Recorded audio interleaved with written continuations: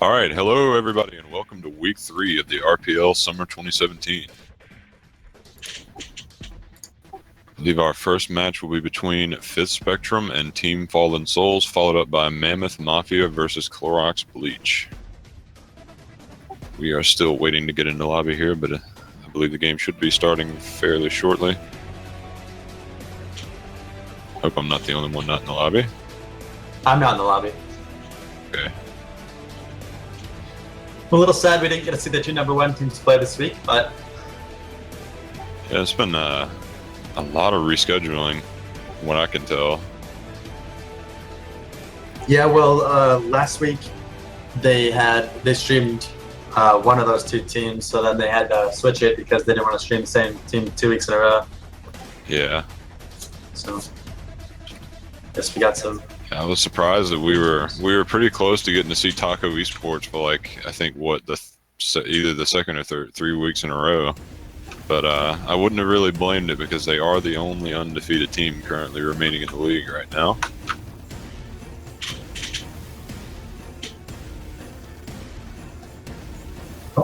So what do we know about the teams that we are watching today?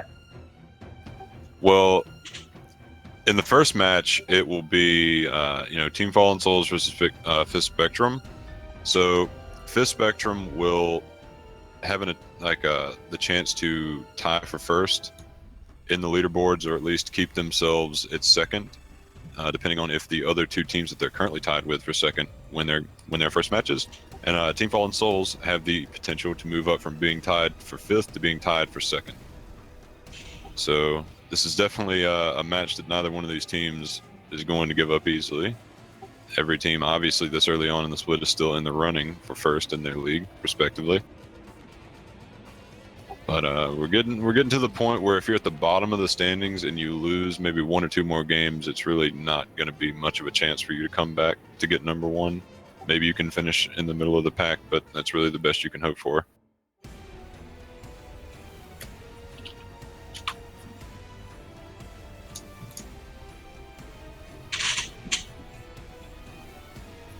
Oh boy, are we getting hit with the shenanigans really early on this week? Maybe they don't know who to invite.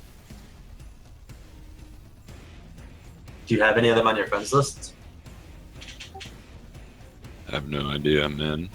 I feel like they should know me by now. Yeah, probably. I'm insulted. I take personal offense to this. Deeply hurt emotionally.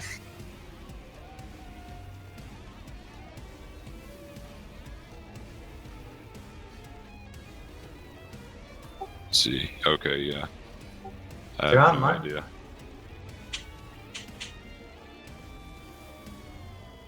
Well, from what I know, it's up to them to add us, because they've been given our names.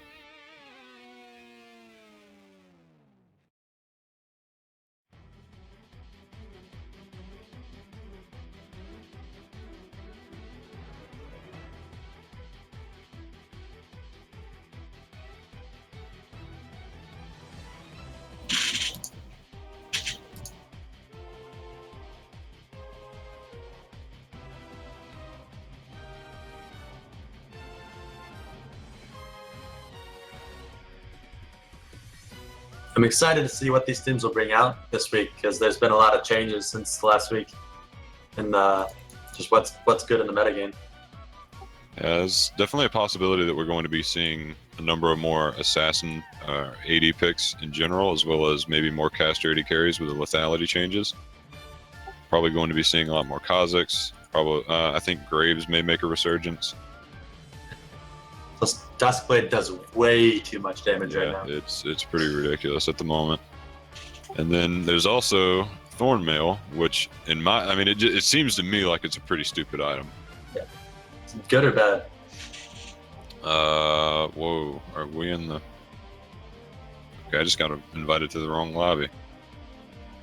Well, you got me beat. I didn't get invited to a lobby. Yeah, this is not one of the teams that we were supposed to. Or wait, no, it is. This is. Actually, this is Fifth Spectrum, and then the other entire team is not in the lobby right now. Yeah, so everyone from Fifth Spectrum is in this lobby, and then the entirety of Team Fallen Souls are not, from what I can tell.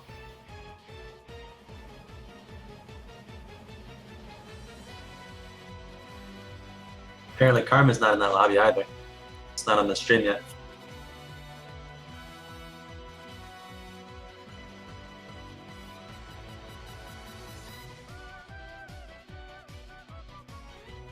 Oh boy, I have a feeling this is going to be quite an evening. Yeah, hopefully that gets started soon so we don't end up having to start the second game late. They're all online in their respective Discords, so. Yeah, I just got a message from someone on Fifth Spectrum saying that the other team was supposed to make the lobby, but Fifth Spectrum had to because they couldn't add anyone. So Okay. I have no idea what to do with that information, so I'm just gonna throw it out there and hope someone does. Guess we have league client bugs. So it's exciting. Oh yeah, man. Gonna have to ban Gragas from the tournament like they did at Worlds 2 seasons ago. They banned Shen at one of the worlds too. I don't know which one though. Tia or Team Fallen Souls even in their own Discord channel? No, they're not. None of them are. Oh, they aren't? Fifth Spectrum's in theirs, and oh no, those the zeros. 010 was in theirs. Yeah, we're looking for. Okay.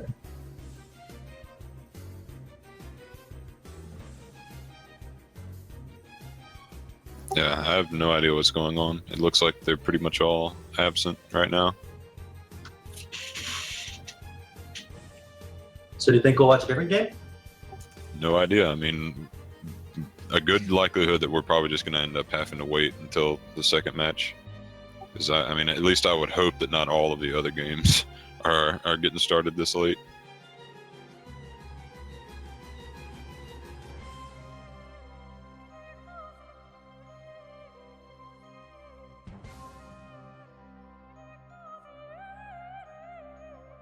Okay, there's one person in their Discord server now, or in their Discord channel. Just need 4 more. Oh, there he is. He's in the lobby now. And somehow neither my, you're not in here and Karma's not in here. Oh boy.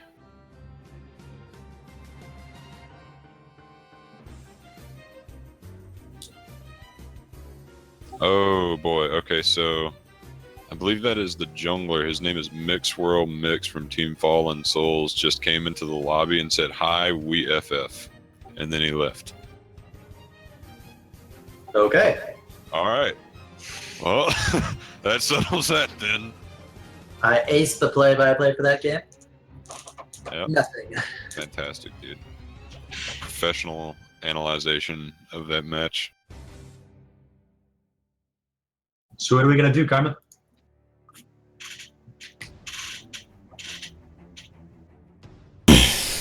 I don't want to do anything.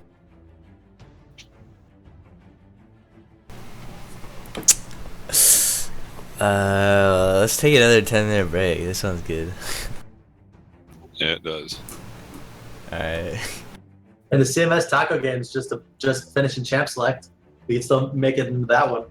You have anyone on your list? There's a pretty decent chance that they made it where you can only spectate it if you're in the lobby. Is that the default? I think it is. Is Panther on that team? On either team. He's not on Taco, I don't believe. What's the other team? What about Spotter One or TSM Batman? Anger, Boost, Sanguan, Dogster, Bolt Seed, Zerobi. And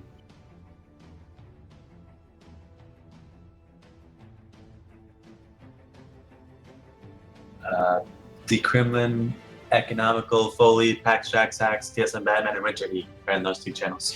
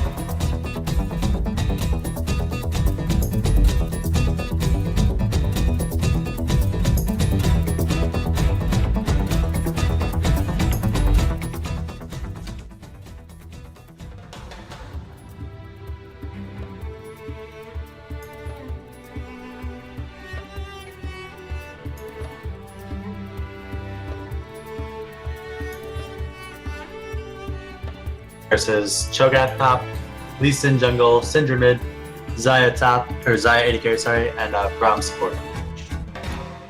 Oh wow, actually I have their top laner added. Taco Esports. Okay.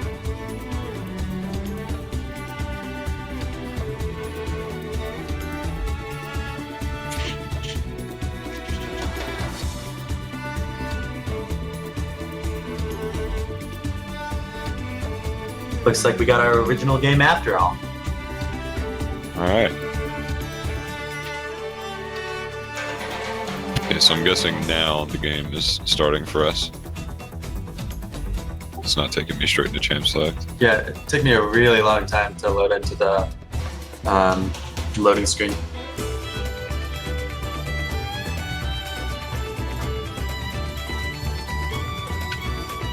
It's a little bit bummed out that we can't go like step by step through their champ select and all their bans and stuff. That's part of the fun of doing this, unfortunately.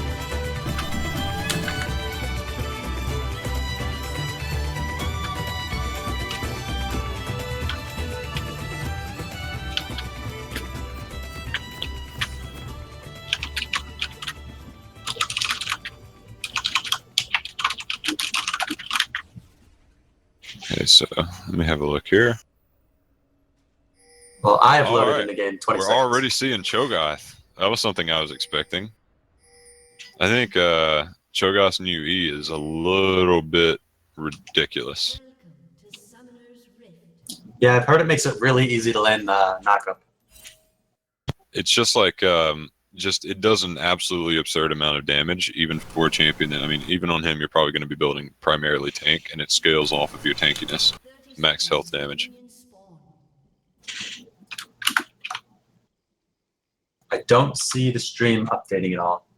I'm gonna refresh it. I'm not sure that he has it. Oh, it is. Okay. Mine is just like, okay. So it looks like we have some pretty standard starts on both sides. Everybody's just watching their respective areas. We'll be seeing TSM Batman go for a red start, which is a little bit unusual, seeing as it is red side or CMS here. Typically, you would see Sejuani start at blue, or maybe Raptors. She typically will be needing quite a bit of mana and cooldown reduction. Sejuani's first clear is pretty bad till she can get her jungle item or a Bombi Cinder. However, see Lee Sin do the extremely standard bot side start on Lee.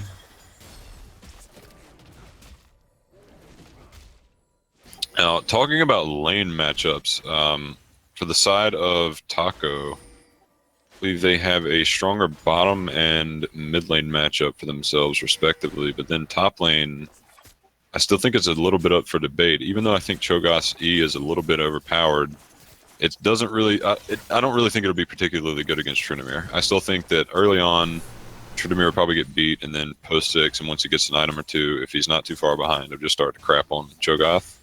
Yeah, Tryndamere's late game split pushing is kind of insane. Doesn't really help if your ultimate does 1,000 true damage if it can't kill through 1 health on Tryndamere.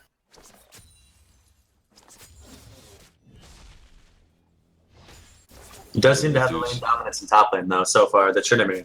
So that's a little bit unusual. You would expect him to get a bit out pressured early on, but the tide can be turned pretty easily in a bad matchup on Tryndamere if you get some lucky crits with a full rage bar. A nice word from Taco is probably going to see TSM Batman. Probably already did see TSM Batman over by the blue buff. Since we didn't have the opportunity to go through this in Champ Select, I'd like to just make note of the team compositions and what their win conditions are going to be for the most part during this game. Nice amount of damage is being dealt onto CMS's support. Very good trade from Taco Esports bottom lane here onto the Alistar, but from the side of CMS, we're seeing a really heavily pick-oriented composition with the Ashe, Alistar, Lux, Sejuani. Very long-range engage, very capable of blowing people up, as well as having a Tryndamere in the side lane split pushing. So it's really not that unusual when you see a pick composition to pick a top laner that can split push very effectively. But Pulverize is going down on Zerobi, and a lot of damage is being dealt by Ashe onto him. But Ashe went really far forward. Exhaust was burnt by Braum. It seems like a fairly even trade so far. Exhaust got popped by Alistar. Meanwhile, in the top lane, Cho'Gath is going in on Tryndamere and getting him extremely low. Seems like a lot of summoners were burned, and the blue team won the one in top lane, and the red team won the one in bot lane. Well, I'd say we definitely saw a pretty questionable flash from the side of Zerobi and TSM Batman there. I don't really think either one of them needed to use it. But, I mean, maybe you could make an argument for Zerobi flashing, but you certainly couldn't make one for TSM Batman. You think Zerobi's flash makes him possibly going to see Foley go down? You're not level 6 yet. You just walked directly into melee range on no HP. Just kind of disrespecting the Cho'Gath damage. People are used to him doing nothing, but now with his E, he does quite a bit early on. Very questionable off of Foley there. Yeah, I might as well just like stop trying to analyze the game very hard when bottom lanes are within 1,000 range of one another. So Juani's going to find Lee Sin in the jungle, and just one auto away from the stun. It looks like Lee Sin's going to be able to help him with the wellness safety. Very interesting that we actually haven't really seen a very effective gank very early on in this game so far. Typically things get kind of out of control, but neither jungler has really been able to do too much. Quite a lot of attempts, though. Yeah, there was the attempt from TSM Batman in the bottom lane, but it was just a little bit too late. And it was kind of a wacky time to pull off a lane gank. Meanwhile, Lee Sin's been ganking top and putting a lot of pressure in the top side, trying to help out Cho'Gath in the winning matchup. Fortunately, he did not get an assist, and he is just a little bit behind in farm to TSM Batman right now. The later on that goes, the worse it will be for him, seeing as Sejuani is a bit weak early, but the later that it goes, she just kind of becomes a monster.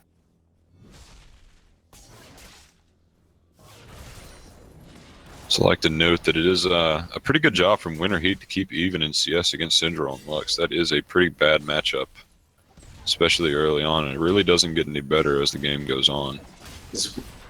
Batman's going to get the stun down, but a nice disengage from the pop. That rupture was really good.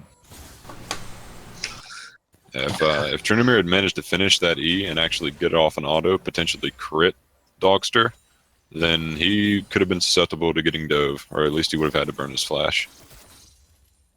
Yep, but another foiled gank attempt from out of TSM Batman. He's going a return gank, though. He will not have rupture this time. He got the flash out of him. Away. That was a better gank. Certainly, but a bit of an overextension from Dogster. They're just disrespecting the fact that Tryndamere can just pressure the crap out of him now. And that he knew Sejuani was there. Absolutely, and so Batman getting in a bit of a skirmish here with Lee Sin. He is higher level than him, and Lux is a lot closer. One auto away from the stun. Well, Lux binding could hit. Ooh, he's level 6. Pop the flash out of Lee Sin. Meanwhile, Tryndamere is going to spin in with the W, but the chicken is not going to be able to do any further damage on him, and everyone's going to walk out safe again.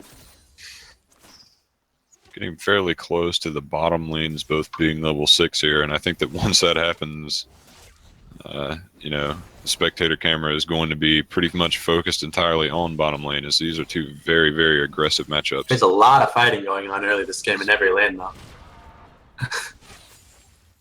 For a very little outcome. The only lane right now that's even got... I mean, it's really not even a sizable deficit here in the bottom lane, because once all these extra minions die, Ashe will be mostly caught up in CS, so basically everything is completely even right now. Yet, looks like Taco Esports still have a bit of a gold lead. Just the first blood gold. Get that kill in the top lane, yeah. It's pretty much all focused in on that. But there was no assist on it. It just went to Cho'Gath into a matchup where he definitely does get outscaled in the 1v1.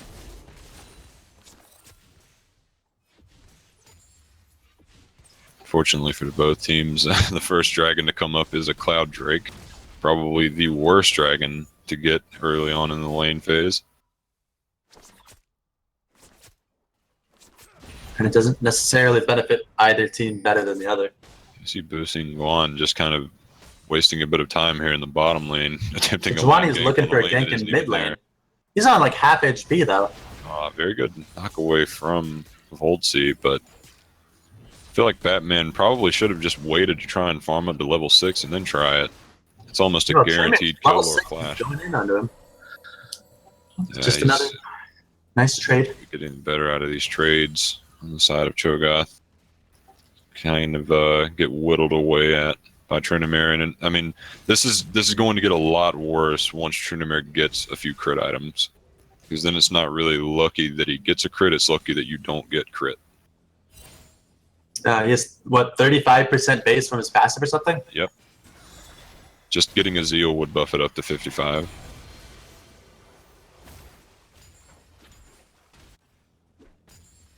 This is still surprisingly little action for 9 minutes into a game so far from the games that I've cast. Oh my goodness! Till this point in the Let's tournament. landed a really good. Man. I think Voltsy DC'd. Yeah, he probably DC'd. That's He didn't move at all. He had flash and cleanse, and there's no pause. He wasn't doing anything. He didn't cleanse. He didn't flash like you said. Still no pause though. Gotta wonder what's going on. Yeah, now it says that he left the game. All right, here's the pause.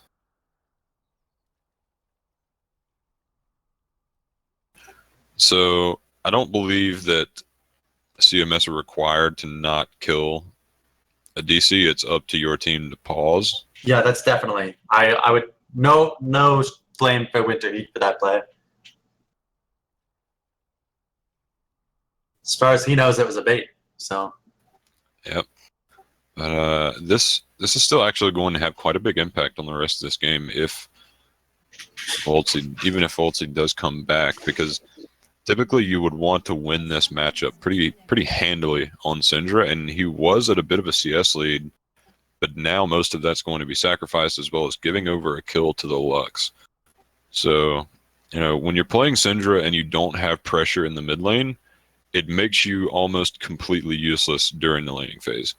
You can't get any kills. It's very hard to pull off a gank for a very good ganking mid laner in Syndra, and you really can't roam very effectively either.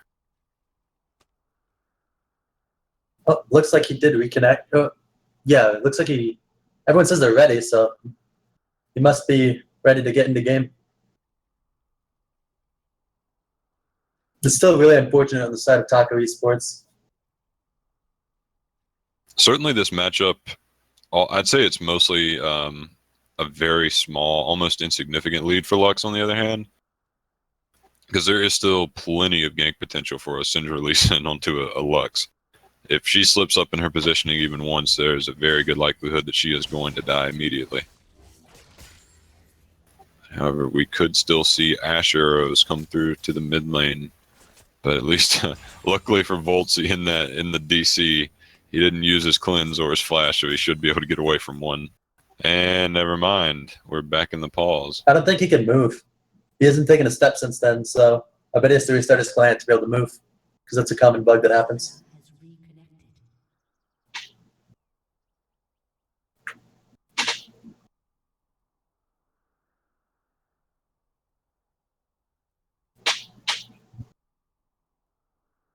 An instant classic, they say. Yeah, this is the first game of the day disease here.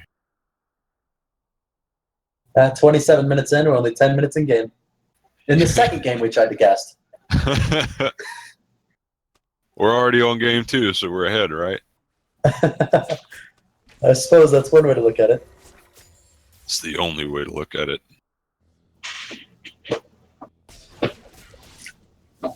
Cho'Gath did pick up that catalyst now, though, so he's going to be able to punish Tryndamere for at least a little while in lane. He's putting work in on Foley right now, popping his ultimate already.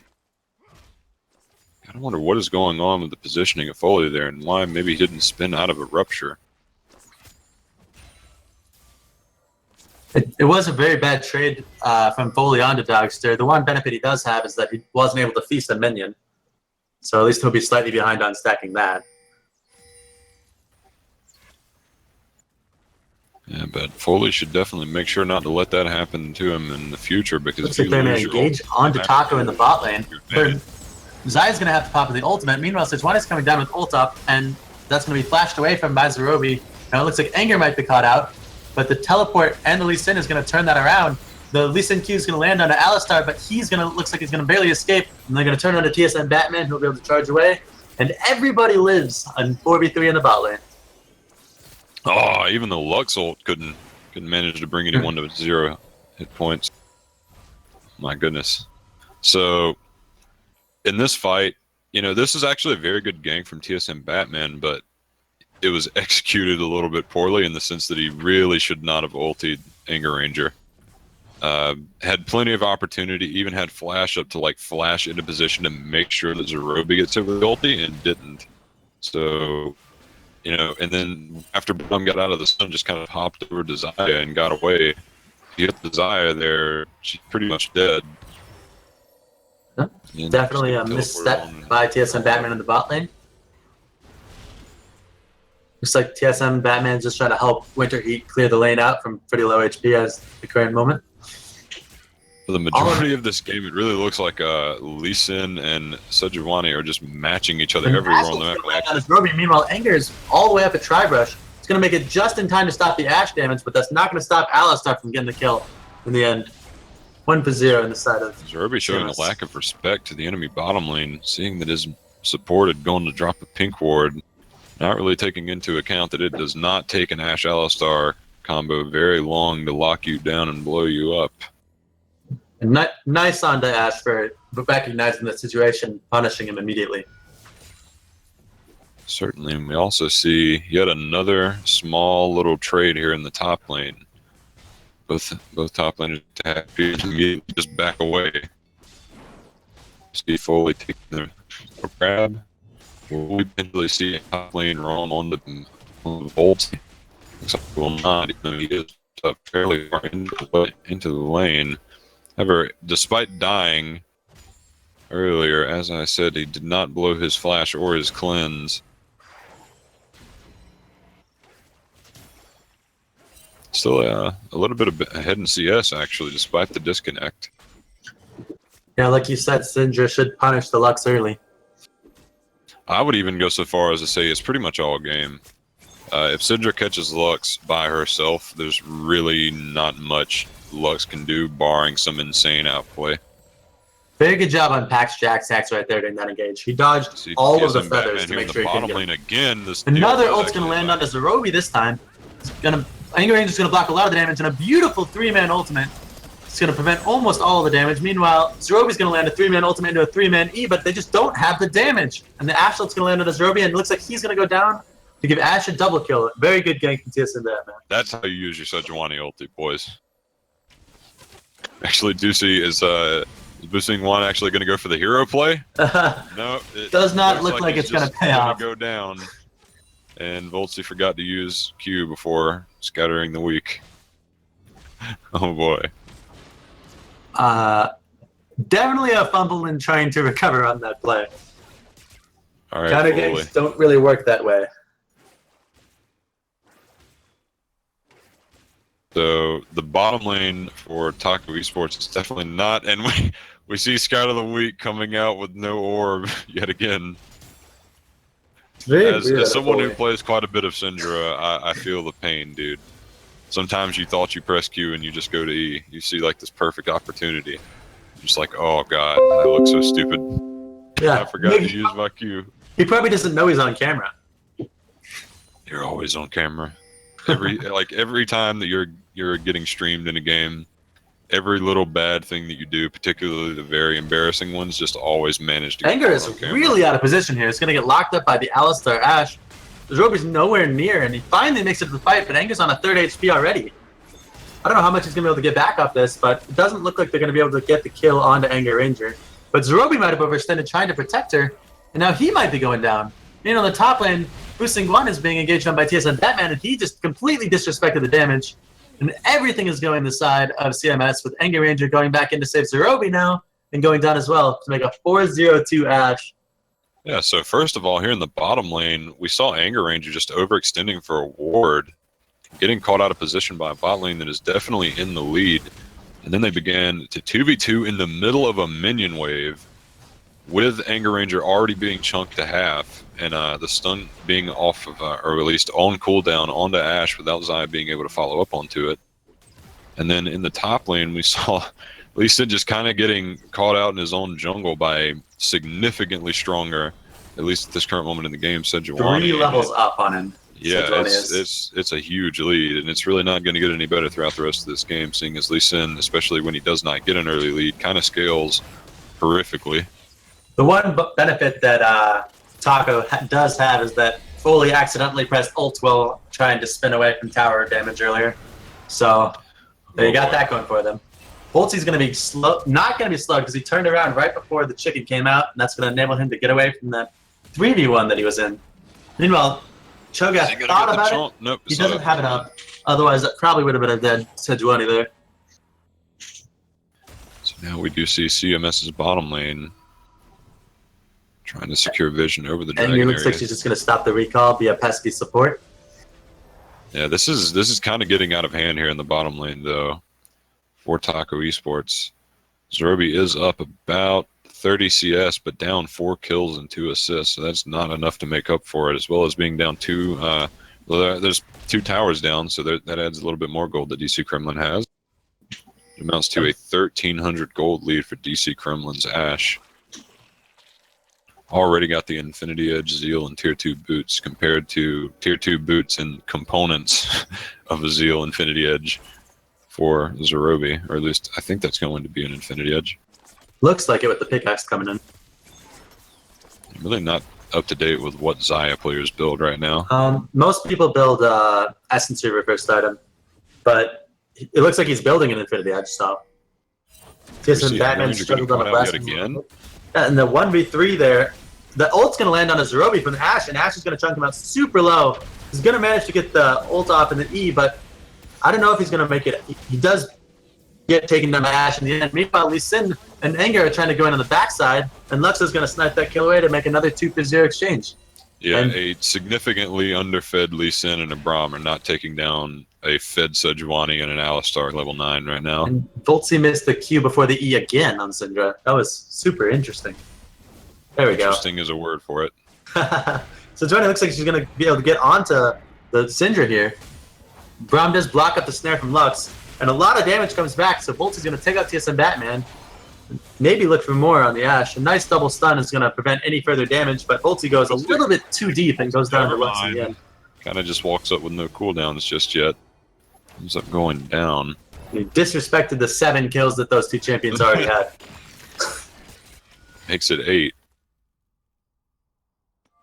Do see the Rift Herald getting used mid, and I believe that did actually take down the mid tower.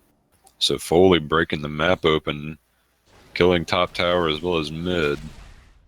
Pretty much exactly what you would be wanting to do when you play Trinamir, is just avoid grouping like the plague and just split push all day long. And he's got a static ship to help out that wave clear a little bit. It's also interesting, he went cooldown boots, so I'm really not too sure this is the approach that a lot of higher Trinamirs take, but I do know that like Boxer Pete does this Essence Reaver build with a Tiamat, and he goes for maxed out cooldown reduction so that he can just spin on you at all times and just get away from everything and clear waves super fast.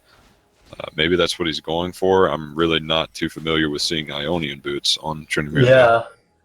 I haven't seen Ionian boots on almost any champion in a long time. Yeah, it's a bit of an odd build now.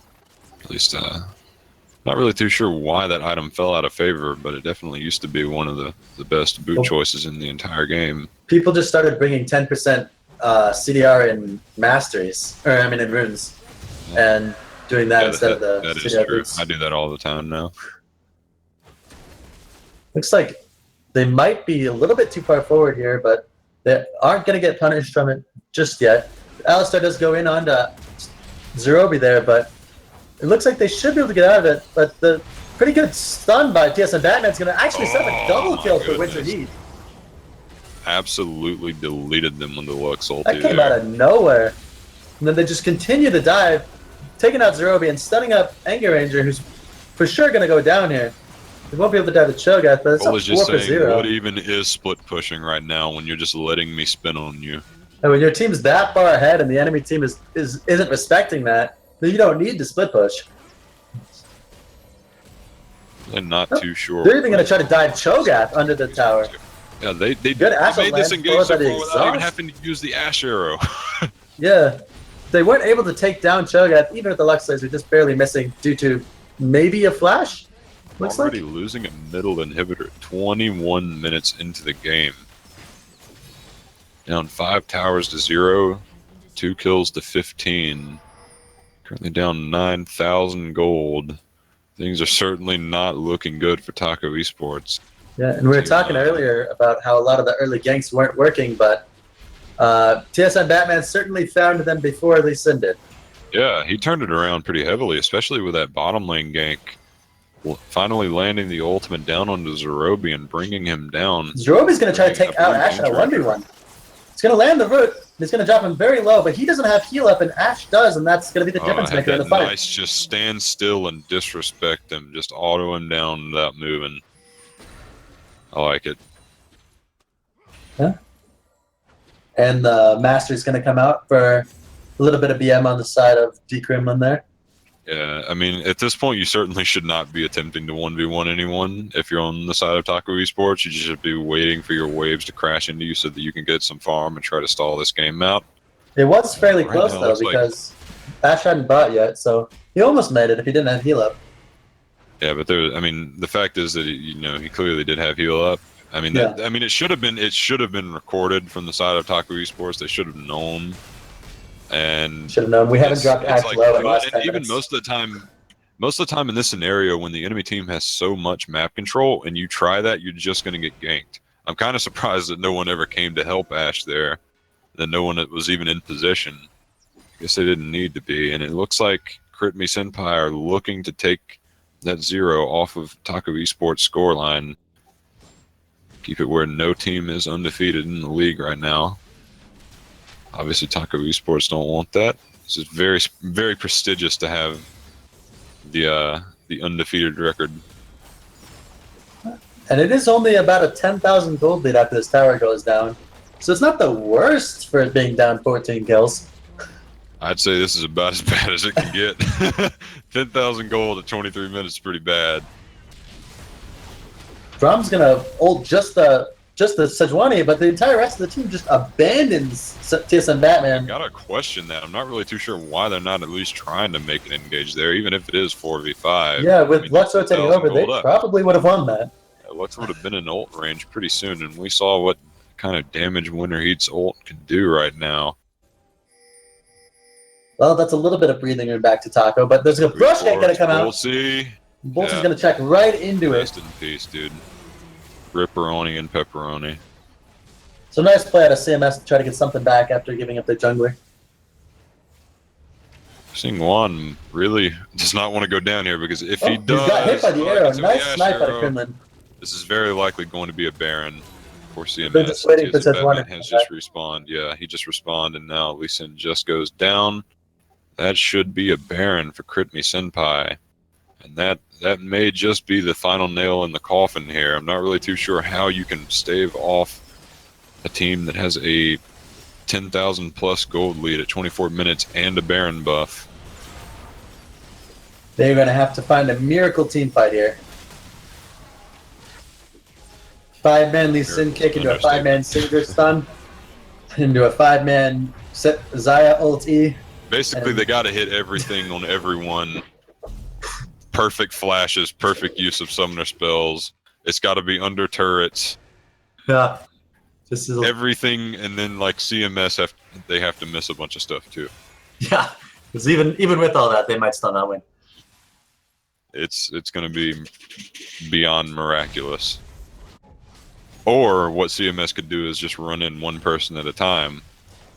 Yeah, they just do that, then they'll probably lose.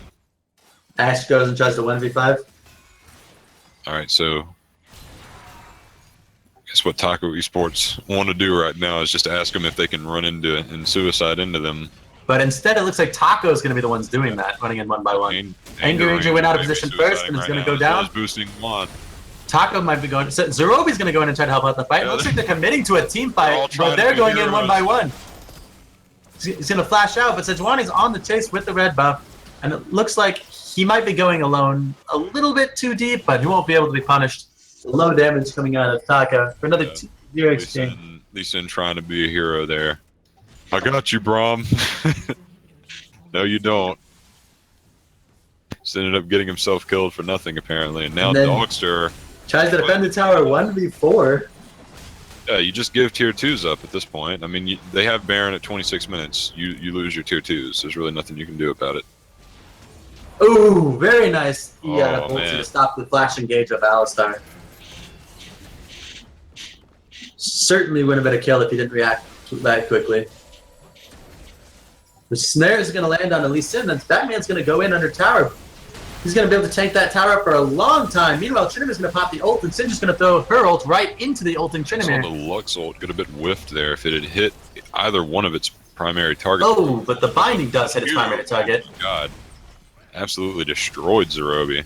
And that's going to be everybody on the side of Taco falling one by one. A stun comes down on to Syndra, but the Cleanse Lash is going to barely save him, but with only those 3 up against all 5 members of CMS coming in, it's going to be at least 2 or 3 inhibitors. Back into the mid lane, so this should probably be 2 inhibs. They have minions on the top, a giant minion wave. They might be able to just take all 3. They still have 15 seconds on Zerobi and Anger. Having 3 inhibitors down before 30 minutes has got to be one of the most brutal things to have to endure in this game. Trying to last hit all of those super minions without dying is almost as hard as playing out a team fight.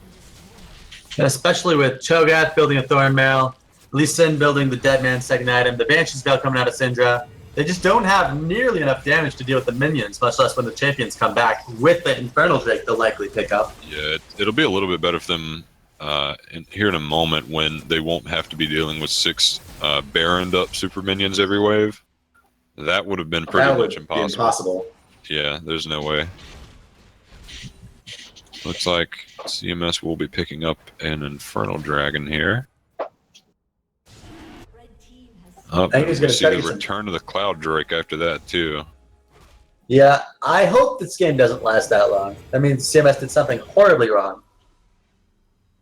From the side of CMS, you would definitely want to be seeing them in this game pretty soon. Outside of Taco Esports, you just kind of got to hope for a miracle hold at this point. I venture to guess a sub 30-minute win, even with it already being 20. Yeah, I mean, they have all the tools right now. There really wouldn't be much of an excuse for it. Every single thing is in your favor. Lee Sin almost died to minions. That's how far ahead you are. This is really bad for Taco, having to deal with 6 super minions every wave. Interesting that Lee Sin opted to go no boots this game. And he still did not get rid of his warding trinket when he has Tracker's Knife. Because he's really looking to get Vision down.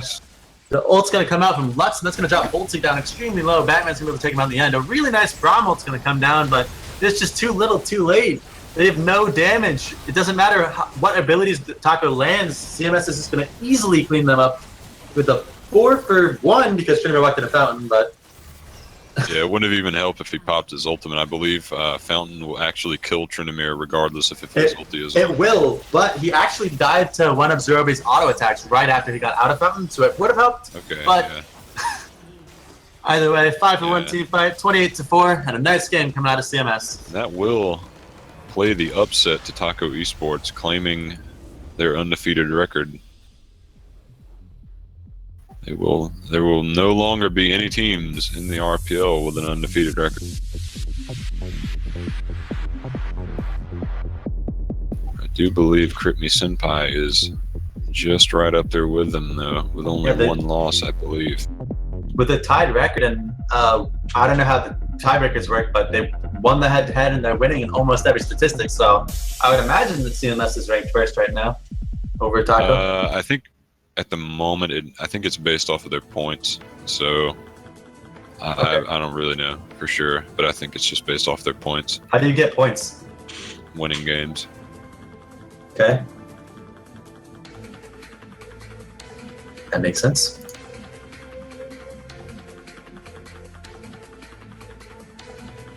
All right, guys, and that will be it for our first match, being Taco Esports versus Crit Me Senpai, and we will be back with our second match of the day here shortly.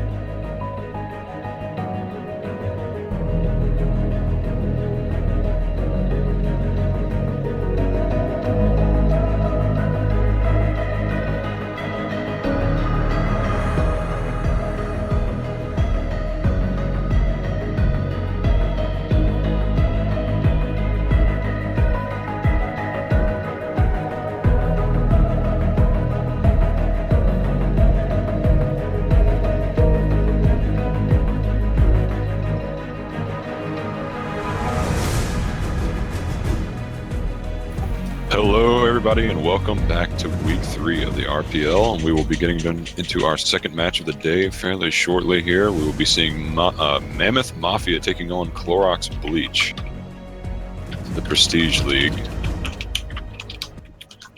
Just got out of a fairly short game previously. If you discount the pauses. Yeah, if you discount that. And even then it was pretty short still. It was like maybe 30 minutes. So we got back on the schedule, which is always good. I think I need to relog. Yeah, I'm pretty sure I did too. Mine's super buggy. It was weird. It was like it kept saying that I was in a lobby, but I wasn't. I was in the lobby. It showed me that you were in the lobby as well, but you were on a team and spectators weren't allowed in the game. And I tried to go to spectate, so I didn't even exist anymore. Okay, yeah, they messed up the lobby then.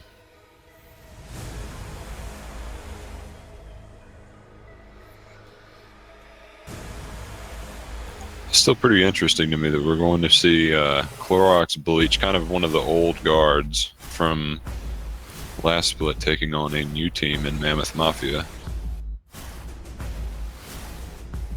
Need to look just where these teams are well, what their ranks are in the standings right now. Bleach is second. Yeah, as expected. And Mammoth is fourth.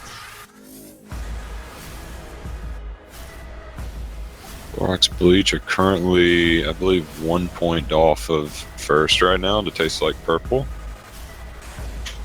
They played one more game, so they probably were tied before that. Yeah, I believe it was just due to I think a voided game or something. That or I don't really know. That's weird. Taste Like Purple played 5 and Clorox Bleach played 4. Well, Beta Fox has only played 3. This is very odd. I have no idea why. We see Mammoth Mafia is only 1 point behind Clorox Bleach at the moment. This is Mammoth Mafia's 6th game, so I don't know why they have more than everyone else. Everything will become clear later. All will be revealed.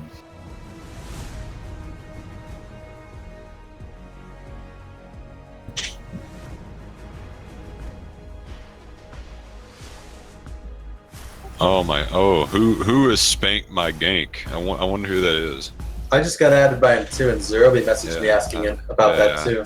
I don't know who he is. I mean, I've heard his name in this league before. Maybe there used to be a guy on this server named Spank My Gank. I think he got booted, and then like some guy named Karma got brought in to replace him.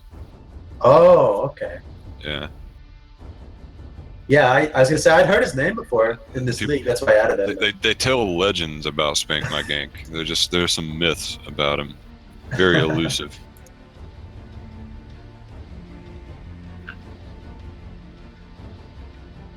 Or are we just gonna just be led to wonder about what's happening within the lobby right now? I guess none of us are invited anymore. Yeah, we're not invited to the cool kids party.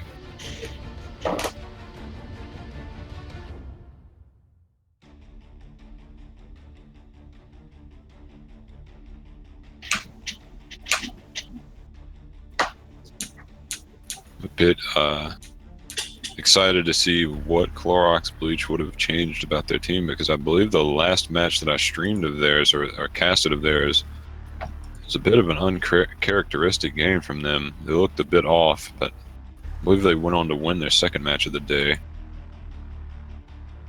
There's the game invite. Maybe it was just a bit of an off game, and we will get a little bit more information on that in this match. I will, however, have the pleasure of casting my first match of Mammoth Mafias.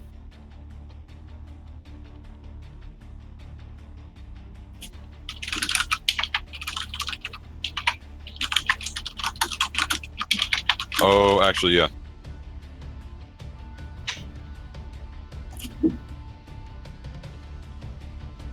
Yeah. Oh, okay, so yeah, Clorox Bleach are still in match right now. They're in a 53-minute long game. Holy crap. That would explain it. My gank is here. So we just kind of got to wait for Clorox Bleach to get out of their match. I'm really not too sure if they get any time like between when they get out of a game and like when this game has to start. I have no idea.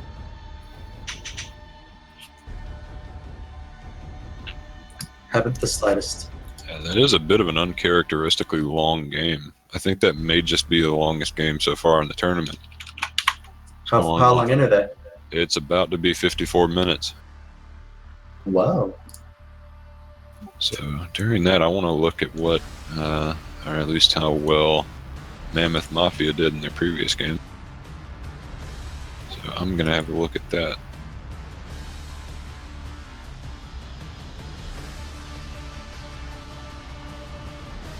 If it will show up.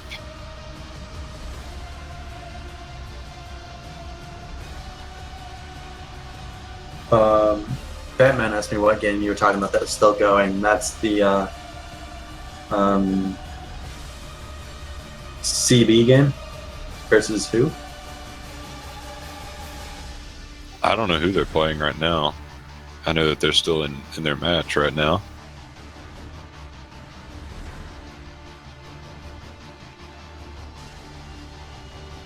Oh, okay. So apparently the other team, or Mammoth Mafia, did not have a first match of the day. The other team quit. Okay.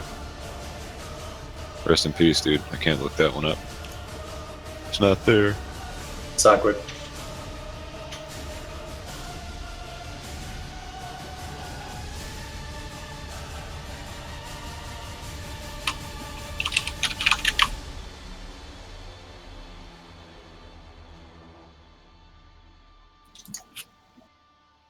Oh boy, I accidentally just added someone from the other team.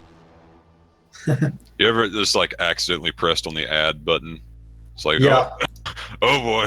Especially in the after game screen. I always accidentally add people when I mean to report them. Right, I'm sure I can become good friends with Death the Cat though. Oh yeah. He seems like a cool cat. Yeah, you kind of feel like an asshole if you remove him. You're just like, I accidentally added you, but I don't want you on here. Yeah, I just moved all the people that I've added for this to RPL folders, so I know who they are.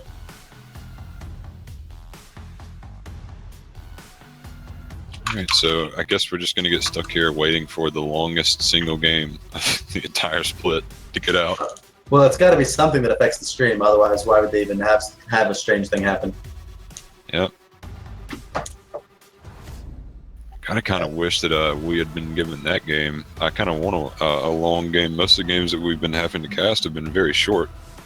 Although that can be entertaining in its own right, but we just haven't had any, hour-long, like, fucking biopics.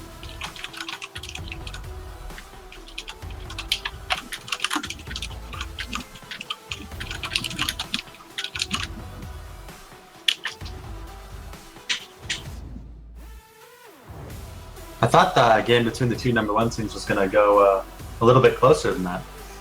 Yeah, me too, but, I'd said it before that Taco Esports, it's not certain, but it is entirely possible that they did get their 4-0 record because I believe they had 2 forfeits, or I know for a fact they had at least 1. I believe they had 2 until today, where they automatically went off forfeit. So this that last match was like really how they would prove whether or not they very genuinely deserved to have that undefeated record, and Crit Me Senpai just absolutely denied them that. Yeah, Crit Me Senpai, just looking through statistics, they seem like they have been doing extremely well. Yeah. They're about tied with the only other team that's close to them in like Dragons and Herald and Baron and everything is Fifth Spectrum. And they have one more game listed on there than Crit Me Senpai does, so overall, Crit Me Senpai seems like they just have the best stats. It's entirely possible that the trend could continue, but it's still pretty early on in the season. We do have, how many more weeks do we have left? We have 4 more weeks. A lot can change by the end of week 7. Oh my, it looks like we're still going through replays of like highlights. I like this feature, it's cool. I don't know how he did that, but I like it. Karma works in mysterious ways. Oh my god, dude. Their game is still going on. Alright, I believe in this match. This match can go an hour. I believe in it. It's only got to make it another minute and a half, or minute and 15. Man, I got plans after this game.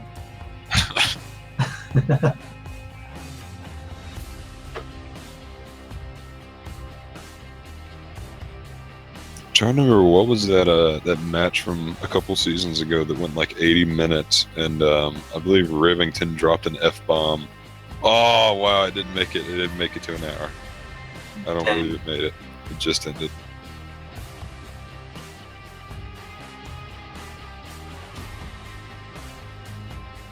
Now, I'm not really too certain if they get like a small amount of time before they have to get in here and start the game. Did they win? If they just, if they won, they're probably still hyped. I don't know. Yeah, if they lost an hour-long game, they're going to be pretty bummed out. Yeah. Coming right into here. Why is Carmen not in this game? He is. Or no, he's not, dude. No. I don't know who Spank My Gank is. I don't know who that is. That's just some guy, right?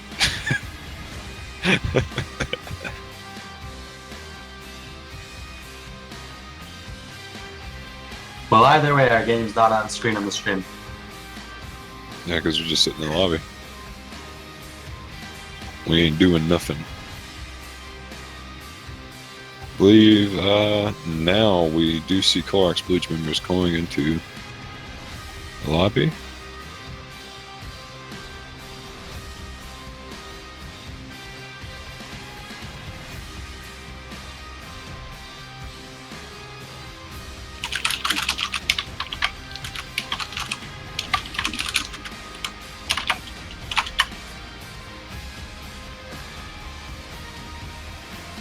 Oh, I just Kiss and Diamond did say they won, and now they're sent it too. Okay. So they're still on the up train at least. Yeah. I mean, that would definitely work to their disadvantage going into this match without getting like really a whole lot of time between then and now. After losing an hour-long match. At the same time, the other team that had a surrender and then has just been sitting around for the last hour and a quarter is probably a little thrown off by that. Well, I mean, they should still definitely have an advantage, though, because they've had like an extra hour of prep time for Clorox Bleach. Yeah, they probably looked up their champions pretty thoroughly. They could have been spectating the game, too, and if they didn't, then it's their own fault. They should have taken full advantage of that.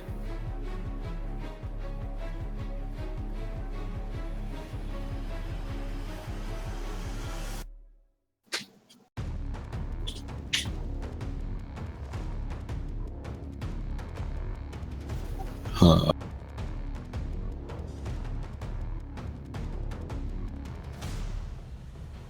So is Zhao Zin a sub, or is he like their new AD carry? So I do remember. Oh wait, no. I think King Crew changed his name, didn't they? You're asking the wrong person questions. I'm just here to talk about the games. I don't know the people very well. I know how to find this out. Yeah, that's him. He just changed his name. Okay. It's the same guy.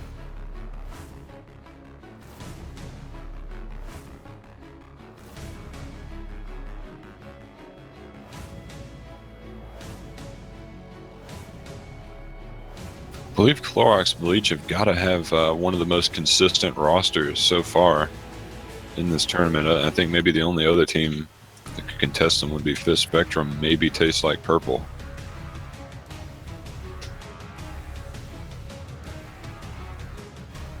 They've had this core group of, I believe, 4 players right now for quite a while. They recently added Bunaloo. Everybody seems to be leaving. Yeah, they're leaving the lobby for some reason. Okay. Guess we're getting a new one for some reason. we get more shenanigans. You know I love me some shenanigans.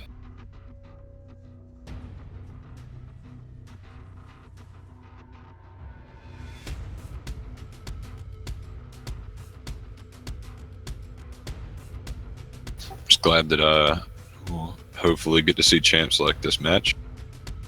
Not being able to see champ select and like jumping straight into the game kind of threw me off.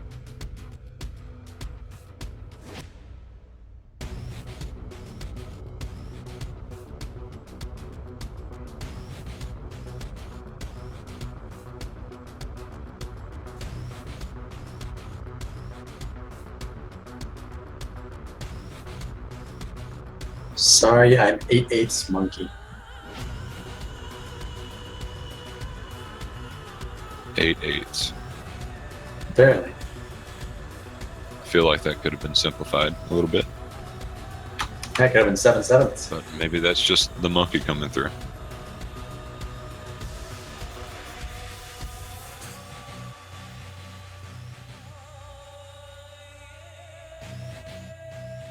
Now we just need the remaining members of Clorox Bleach. There we go. People started filtering in again. Sure, they're going to be in the wrong order, though, and there's no spots to switch around. No, there is now because Sharnos is on their team, so he can just get out and let individual members switch out and in. All right.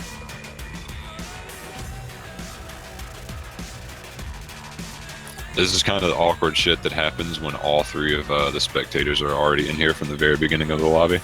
Typically, we get invited last.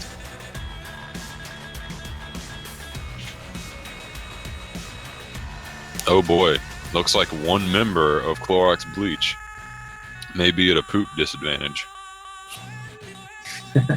Now, I've personally had this experience playing in a tournament. Not fun. He's asking for time to go, attend to nature, and it looks like they are. Oh, are they?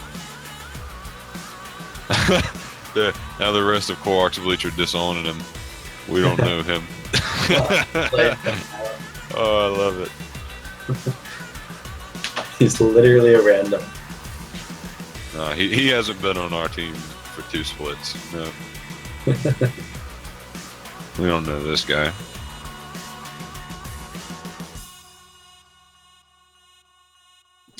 I'd have no idea whether or not they're giving him the time or not. Yeah, they said they would.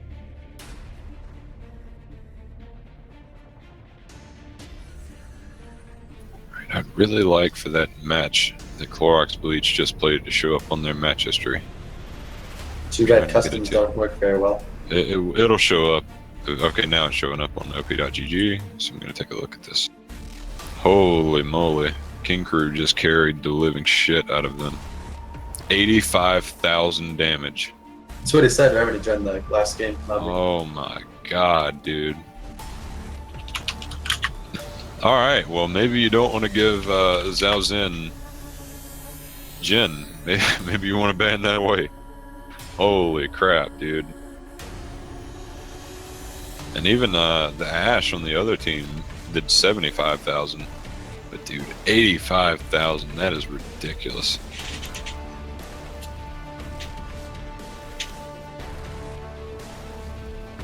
Both the 80 carries got so fed that they just sold their boots.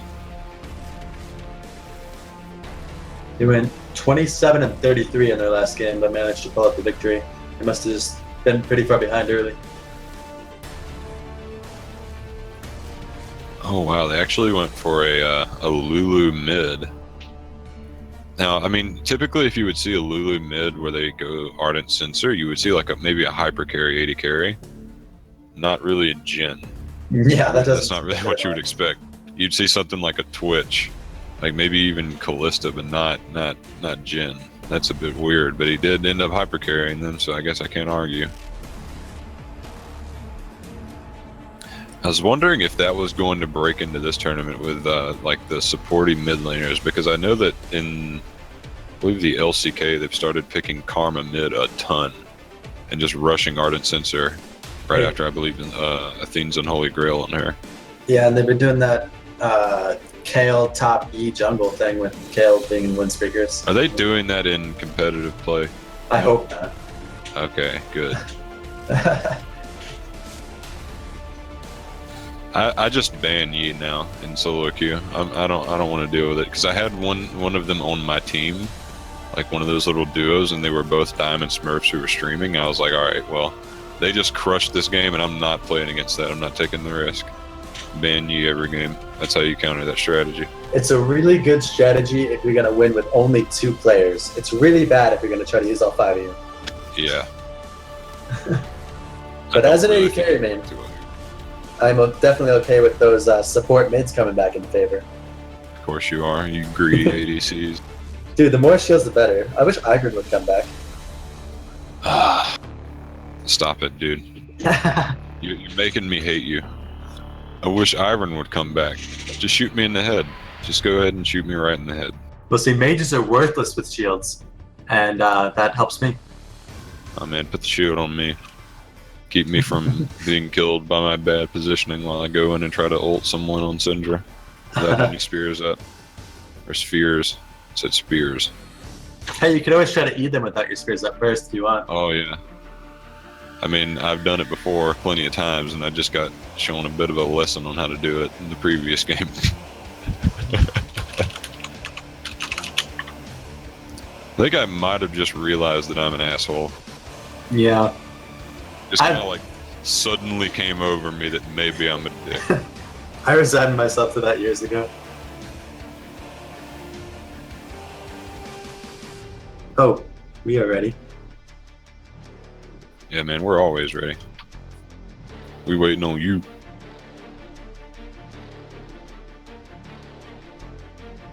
All right, champ select for the first time today. Hype. I'm fucking hyped.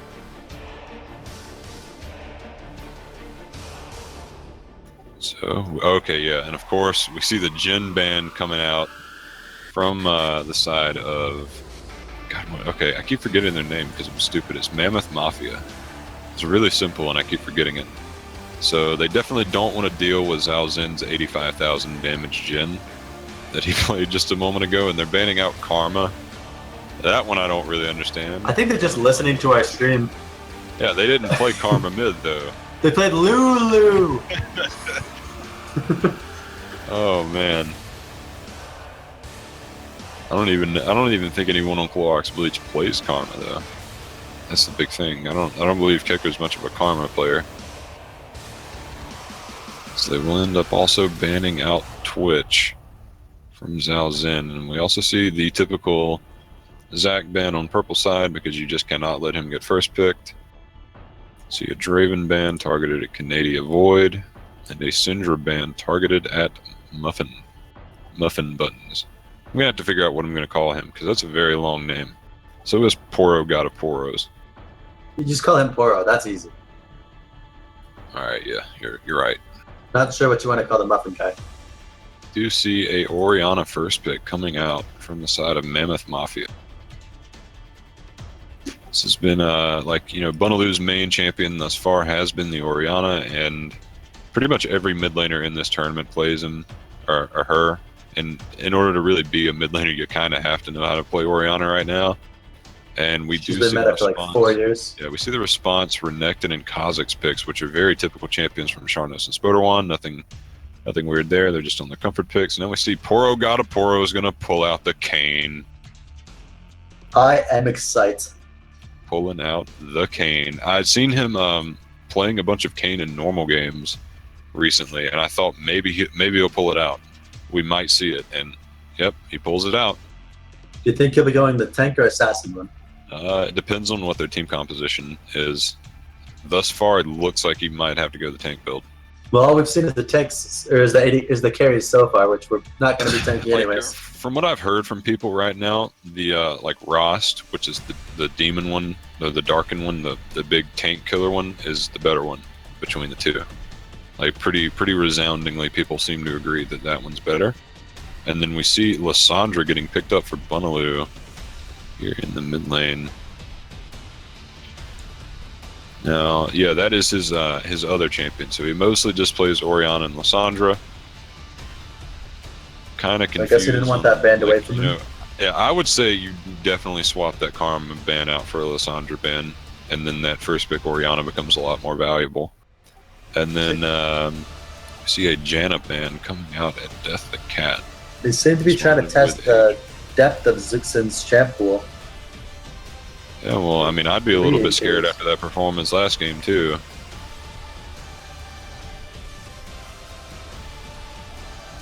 Do not blame them. And Defs. I know. Why am I saying Def? That's not even the player in this game. See, like, I'm just. What am I doing today, man? I'm calling out players that aren't even in the game. We also see Death the Cat's main champion in Janna is banned away, and I'm not really entirely sure where that Zyra ban's coming from. Not really sure I agree with it. I don't really believe Death the Cat plays Zyra very much, but it does get banned. 5 bot lane bans from the side of Mammoth. Oh yeah, focusing very heavily on that. And although Death the Cat also plays a lot of Janna, you see Kecker, one of his main champions is Janna. So it's a bit of a double-edged sword there with that ban. And it feels really odd picking their 80 carry on CB's side instead of the support, allowing the other team to first pick its support as well. Yeah, and one thing I want to note is that we have seen Caitlyn go all the way through this draft, and so far it is not getting picked. Hey, that, well, whatever, 1.5% attack speed scaling must be massive. I'd say definitely Clorox Bleach should have picked their support because, as we can already tell, Mammoth Mafia have their 80 carry picked. Like, they're not picking another 80 carry. And so you might want to pick up a more priority support, seeing as they haven't picked it yet. Or they haven't picked theirs, and put them on an even lower priority one. But they end up just kind of going I guess they need a for counter Varus. pick support somehow. Yeah, maybe that is the MO, is to just get a counter pick support. That's also reasonable, but it actually would have to be a counter pick, and I don't really know about Lulu being a Nami counter. Yeah, not so much. Certainly on the side of Clorox Bleach, we are seeing an absolutely ridiculous amount of CC. A lot of very strong early mid-game champions in Varus, Lissandra, and Renekton, as well as Lulu. On the side of Mammoth Mafia, do see a slightly weaker early game, not quite as much CC, but I would argue that they scale a bit harder. Just gotta watch out for the wild card of Kane. Yeah, this I'd say that top lane is going to be a bit of a stalemate. Scion into Renekton is like a wet noodle fight for the most part. I don't really think anyone should be getting solo killed up there. The mid lane matchup, however, will be a little bit more interesting, as it does not appear as though Sir Muffin Buttons is taking Cleanse into the Lissandra, which is highly questionable, seeing as you're not only playing against Lissandra, you're playing against Varus on Oriana. You need Cleanse. He switched to Ghost at the last Yeah, second. you switch to Ghost. No. You definitely need Cleanse. I mean, I mean, maybe I'm wrong, but I see that there's like no way that's not a mistake, not taking Cleanse. I think the only way Sir Muffin Buttons gets away with bringing the Ghost is if he manages to punish Funaloo a lot pre-6. Because Oriana will win that matchup early, for sure. Yeah, but I mean, nothing will solve that problem going into the late game, though. You're just going to get locked down. You're going to have either extremely Varus good or- positioning. Yeah, and I mean, they don't really have very good peel either. All they really have is Nami ult. And you're going to be having to deal with the gap closing potential of Lissandra, Kha'Zix, and Renekton alongside a Lulu ult to knock you up. You're going to get Polymorph, Varus ulti. I mean, you're like the most likely target for the Varus ult. Because outside of maybe Nami, because Lucian can, like, dash out of it. Kane can dash away, Sion's a tank. So it's mostly Oriana and Nami who are mages with no mobility and are very squishy. So you're probably going to be getting targeted with that Varus ult. Probably a mistake to not have the cleanse, but Yep. looks like they're trying to be the more proactive ones, having the Scion for engage, and hopefully he doesn't have to worry about the counter CC hitting him. Guess that's his plan. And as I said previously, Mammoth Mafia, if they can make it to the late game, things will be looking very good for them, as Renekton does begin to fall off, as well as Scion just being a bit of an unkillable god late game. Orianna, at least in my opinion, Orianna does seem to be a bit of a better team fighter once you get to a certain stage. Lucian does a bit more damage. I'd say, you're an AD carry, so you can tell me if I'm wrong, but I think Lucian scales a bit better into the late game than Varus once people start getting QSS and getting very tanky. I think Varus is better against tanks, and Lucian is better against squishies. Yeah, and there's only really one tank on the side of Clorox Bleach. And even he's going to be building, 1, 2. And we never know with Spoder 1. He might just go the full AD Renekton again. Sometimes I forget about that. I think that he's the only person I've seen build full AD Renekton in a very long time. And he did destroy a game with it not too long ago, from what I remember. Didn't Final Esports' top laner last year build straight AD Renekton? One of those games? I thought that was Spoder 1 that did that. Maybe it was Final Esports top laners. Because I know Spoder 1, as well as pretty much everyone but Bunaloo on Clorox Bleach, made it into the semifinals. I casted their first set of it, and then I casted their rematch. So I mean, and then I've casted multiple games of theirs so far this season. So kind of a bit of a Clorox Bleach historian at this point. Mammoth Mafia to me is very new. So say I've casted probably more games of Clorox Bleach than any other team, and now I'm getting to cast one of their matches against a team that I've never cast before.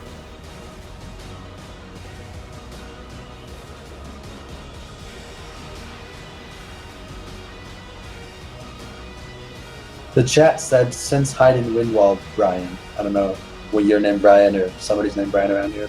Yeah, I'm pretty sure that it was Spoder 1, not Hiding Windwall. Maybe I'm wrong.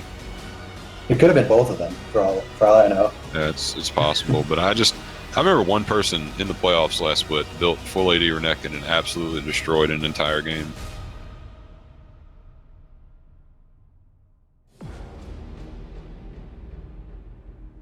All right, seems like we're going to load onto the Rift. See, I'm probably gonna learn a little bit about Kayn this game. I know what his abilities do. I just haven't really seen him a whole lot recently, but I've seen several, and all of them have been completely worthless. So I'm hoping that he can show me the value in Kayn. Right now, Kayn seems just a little bit undertuned, and I don't really blame Riot for doing it if that is truly the case. I don't really know for certain, but that's just what I've heard. Is he's a little bit undertuned? Because you got a champion with an ability like walking through walls that has the potential to make this champion just absolutely absurd. So I'd rather him come out and be really weak than be ridiculously strong. Yeah, and it could be a learning curve as well. Yeah, that's definitely possible. We'll see how he puts it to use here in a bit more of a structured environment than solo queue. I think that things can get very interesting. Minions have spawned. Right, looks like it's going to be a blue. Ooh, synchronized champion mastery. Okay. So apparently it has been confirmed to me that Hiding Windwall was the Renekton that I was thinking about. So yeah, I was wrong. It wasn't Spoder 1. See, guys, I don't know what I'm doing to my brain today. I'm just making up player names in the middle of champ select. I'm thinking of the wrong player. Clorox Bleach is showing off their skills as a team to pull off that repetitive champion mastery at the same time. So unlike last game that we saw, this game both of the junglers are going to be starting on the same side of the map. It's entirely possible that we will see one of these junglers try and interrupt the wet noodle fight here in the top lane between Scion and Renekton. Do see Kayn going for a very easy Raptor clear without any assistance at level 2.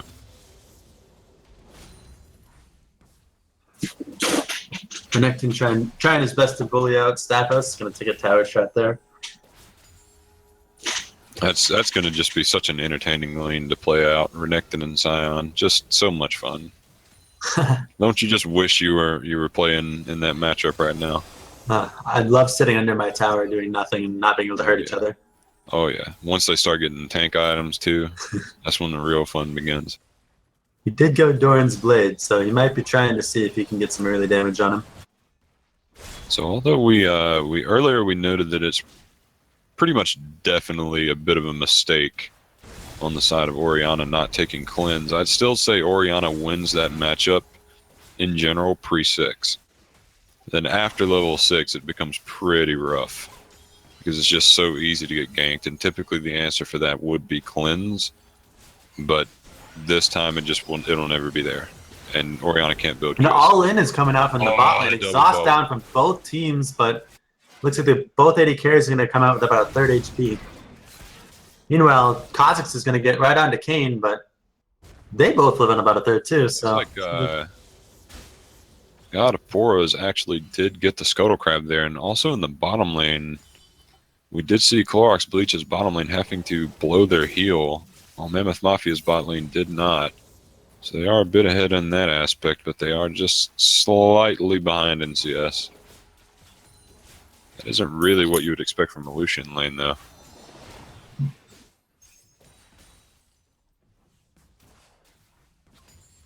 Seeing as you are our resident bottom lane expert, which I mean, I personally feel like Lulu probably should be losing to Nami early on, but maybe I'm wrong. You're more informed on that than I am. Nami can win if you get the damage down from the Lucian and Nami before the polymorph and back up during the polymorph.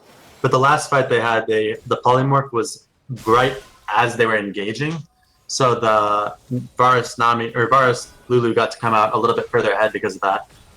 You want to get as much damage as you can before the polymorph.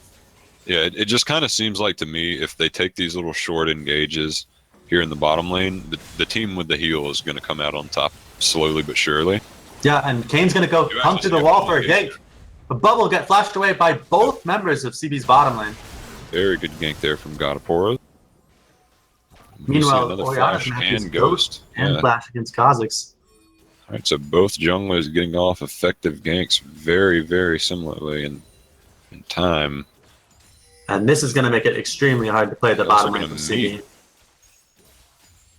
Nothing really comes of it, though. And so, yeah, I mean, obviously now this is pretty brutal for Clorox Bleach's bottom lane because there's just so many opportunities for a champion like Kayn to just get behind you. He can walk through the river wall there, get directly behind you, and at that point there's almost nothing you can do when both of your bottom laners do not have flash. Redo looks like he's trying to have a good time, spam and laugh there in the bottom lane on the Lulu. Now, one thing I want to see is if we see the Scion, once he hits level 6, roam down to the bottom lane and just try to ult straight down the lane and abuse the lack of flash. Yeah, I don't know how much we're going to see that this game, because we did recall at level 5, which is not the right time you want to recall for that gank. We do see Sharnos actually just come right down through the lane and blow Death the Cat's flash. Right, well, it's very simple but effective gank.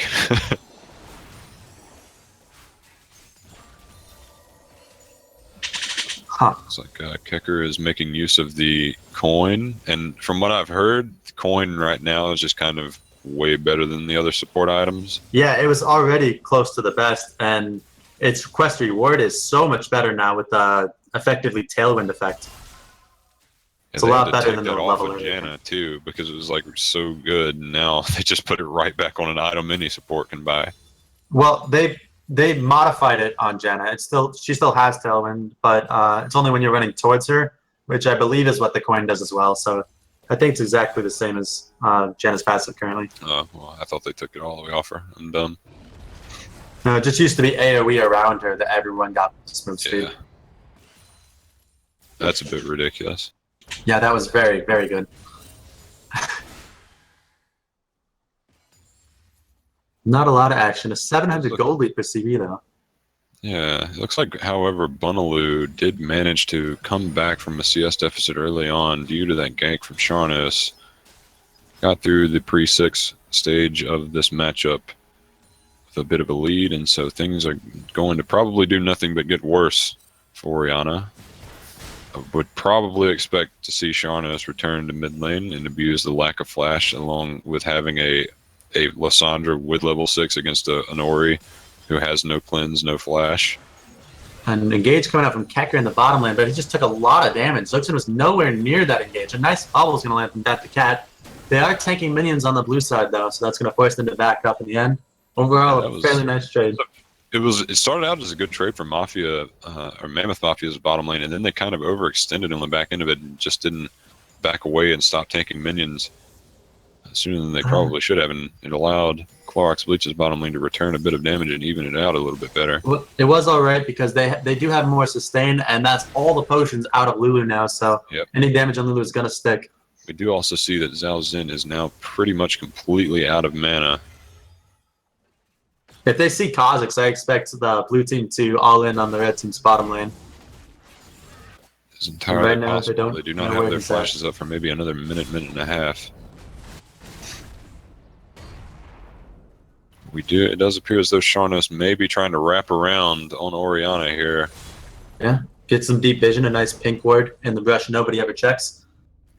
Yep, very clever.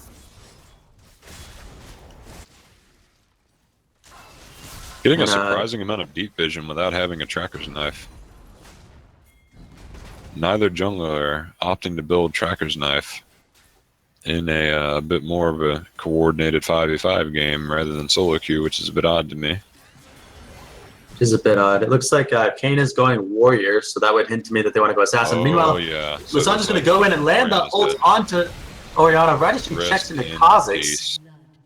No flash, no cleanse against the Orianna and the Kha'Zix. That's just the moment that you get pushed just beyond your tower, you're dead.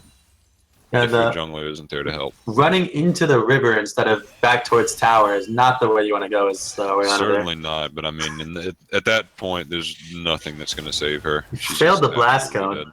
It doesn't matter. It looks like Mammoth Mafia's bottom lane is already backing up anyways. They did walk right over a ward behind Kayn's red buff. It is a pink ward too, so they probably should have been able to clear that, right? They should have seen that. Imagine. But they must not have checked the brush as they walked past. A sizable CS lead in the top lane for Renekton's to be expected. Yep, just a little bit early on. It'll probably begin to even out a bit more the longer this goes on in the top lane, and you get to the point where you really can't even chunk the Scion at all. Scion hasn't yet bought anything to help with tankiness besides the shield. 4 health potions. That's just too much, man. Get a refillable pot, dude. You're wasting a lot of gold. Refillable pot is way better than that, yeah. Save your life, man. That, or at least get if you really have to, then get a corrupted potion, but not 4 straight up health pots 10 minutes into the match. Oh, an ult's gonna come down for some damage because they had a gank coming. But it doesn't matter because Sharnos is also waiting there. He's going to pop his ult and try to get some stealth damage. But it looks like Poro's going to be able to escape utilizing his ult. And it's going to be a 1-0. I really don't think Sir Muffin Buttons realizes the position that he's in right now. Against, Kha'Zix Lysandra has an absolutely absurd amount of gank potential, and you didn't bring cleanse. So you cannot push up lane. You just can't do it. And there's almost no way that Kayn Orianna is going to beat Kha'Zix Lysandra in a 2v2 at 11 minutes. I mean, especially not when they both have a lead, but certainly not now. I don't know. And that champion select mistake you highlighted is coming to fruition in this game. Yeah, I'm just going to keep hitting on it, man. You just cannot go against Lysandra on a champ like Ori and not bring cleanse. Gank's going to come in from Kayn onto Renekton. Renekton's going to pop his ultimate early. And a teleport's coming from Bunaloo should dissuade the gank. Bunaloo has it might turn it around. Right now. Oh, it got canceled. Never mind. Yep. Chose to cancel it. That could have been pretty dangerous, though. I think they might have been able to get Staphos from that. I mean, they burned his flash. I think that's why they canceled it, because he flashed right as we got hand off screen. He couldn't have waited a whole lot longer, because Bunaloo would have come out of that teleport and just ulted him straight away, and he would have died. And ult's going to land from Varus on the Lucian, and Nami ult's going to try to dissuade any further aggression. Exhaust comes down. Oh boy, that could have been a really good turn from Mammoth Mafia's bottom lane, but we see Canadia Void just totally whiffing the ult. If he had that on point, then Kekker probably would have died, or at least had to burn flash. Old Lucian ult would have hit that. Oh yeah. Overall, a really nice trade from CB's bottom lane, though. Yeah, still just applying a bunch of pressure, getting a little bit of damage on the tower. Kha'Zix soloing Dragon. The last hit. Canadian Void is being really greedy here with these last hits. Oh. He definitely should have backed up there. But Zuxin is out of mana, so the dive isn't a very real threat as long as he can get a little bit of healing from Nami. You do, however, see Kane rotating down towards the bottom lane. It also looks like Sir Muffin Buttons may try to make a roam as well. You do see Bunaloo and Sharnos are on it, though. Very nice for Sharnos to rotate down and see if he could help his bottom lane instead of just selfishly taking the Gromp. I like to see that other junglers. It looks like Poro got a Poro. He kind of walked over a ward that was placed just behind the dragon. Hit it. Nope, He also swept the ward in the Tribe Rush. Yeah. This is actually a pretty clever ward put down. It's just barely out of range of that pink or the control ward. Even though, actually, maybe I don't think Clorox bleach. I don't know if they know that's there. Yeah, it's kind of a happy accident because that's like 1 pixel away from getting disabled.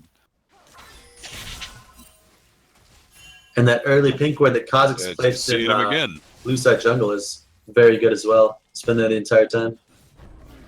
He's gonna actually choose to keep going in, land the slow onto Lulu, but they're getting teleported on this. Spider-Wan is teleporting in. Final Staphos does have teleport. He hasn't started the channel yet. Apparently doesn't think he needs it. The Varus ult is going to whiff due to the dash move, and Lucian's going to get a lot of damage down onto Lulu, but has to respect the Renekton. Sion is walking down to mid lane through all this. This is definitely an overcommittal here from Clorox Bleach. Their bottom lane had definitely gotten out, so at that point you just leave it alone.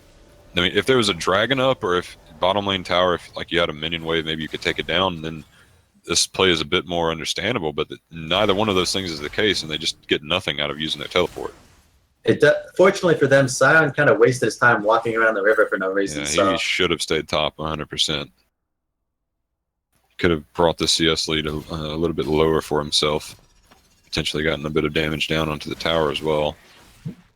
But as it is, he will get 2 or 3 waves of free farm due to that. Not over Renekton necessarily, but at least he was able to farm the waves safely. So despite the early pressure put on from Clorox Bleach's bottom lane, it only looks like Varus is up a dagger right now in terms of his items on the Lucian. So Canadia Void and Death the Cat still looking to be in a pretty alright position here in the bottom lane. And I mean, certainly Mammoth Mafia cannot afford to lose bottom lane. If they lose bottom lane at this point, it's almost just GG. Mid lane's just not going to get any better at this point. You've got a full tank top laner, so your only real source of damage would be Kane. And Kha'Zix is going to find Poros. He stole away the blue buff and burned the flash. Absolutely, and he's still going to go down to the red buff. Yeah, at this point, Sharnos is just about to start snowballing out of control. Yeah, and Orianna's going to check into it too, but there's a Renekton there, and the slow's going to land from Kha'Zix. A lot of return damage coming out of Orianna. And now Sion's going to chase Ori while Renekton's chasing back. What are they doing? The Lissandra ult's going to come out, and Kha'Zix has a lot of isolation damage. Sion chooses to ult into them instead of away. Yeah, that is definitely a mistake. That was not what he meant to do. Orianna did make it out on a sliver, the Ghost and Flash. But that's not what you want to see. Clorox Bleach's nice amount of damage coming out of Lucian. Very nice culling, landed every single bullet of it. And another nice bubble is going to make Canadian Void get the kill and potentially even the double kill. Hey, we'll get the double kill, so that is that's the difference. Landing the culling and missing the culling can make all the difference there. Yeah, there's also a very nice bubble coming out from Death the Cat. Overall, he landed 2 bubbles in that fight. That was very good from Death the Cat. Beginning to turn that franchise around in the bottom lane for Mammoth Mafia, and this is certainly what they needed when they're losing pretty much every other lane, pretty resoundingly losing every other lane. Yeah. Could not afford to have their bot lane lose too. The problem with Lucian is he almost always wins the fight if you're on equal items with another AD carry. Yeah. Well, even that, it's mostly dependent on the time in the game, certainly at this point in the game. Yeah. Maybe later on, if they have 6 items, then maybe, Varus might have a chance of beating him, or other ADCs can definitely beat him in a 1v1, but right now, no. There's no way. Varus technically outranges him, so if he lands the max range ult, he can get autos off from outside of his range. Yeah, when he did ult Lucian, he was still in range of him. He wasn't out of range, so practically melee. Does look like Bunaloo maybe trying to make a rotation up here to the top lane. Decides otherwise and goes back mid.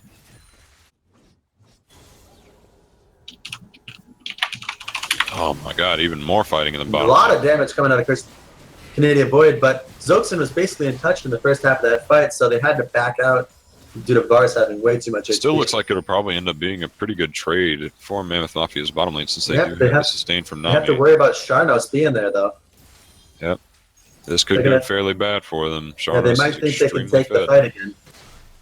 And the ult's going to land from Varus way under tower. How do they think they could turn that? And now Kane's going to come down behind them, force all of their escapes, but Kane drops extremely low. And Canadian Void just disrespects the damage coming out of Kha'Zix. Sharnos just blows Canadian Void up there. So there's a bit of an overextension from Clorox Bleach, but then Canadian Void answered their overextension with an overextension of his own. Ended up getting himself killed when he probably could have just ran away and lived. Oh, easily.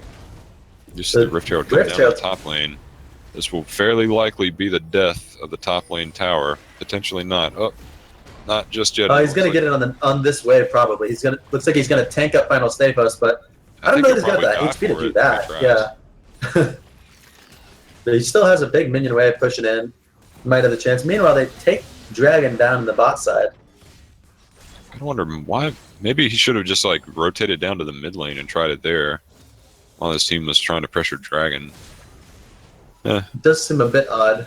Yeah, probably was about to time out why he used it. Yeah, I don't know. Actually, I think they got it pretty recently, but I don't know. Maybe it was still better to just use it top. It was just kind of unfortunate that for him that he couldn't get the tower. Certainly. So he probably just really wanted to use his trinket work. Tired of not having vision. Get rid of this useless Rift Herald. He didn't want to pick it up to begin with. It looks like he wanted to leave it for Sharnos, and then he had to stop recalling and go back and take it. Yeah, I'd say that probably would have been a better idea to just give it to Sharnos. Nice deep vision coming down from that trinket. There's something Clorox Bleach have been doing definitely a better job of than Mammoth Mafia of getting these deep wards into the enemy jungle. It's given them quite a lot of valuable information thus far and really enabled them to make these early plays that have given them this lead.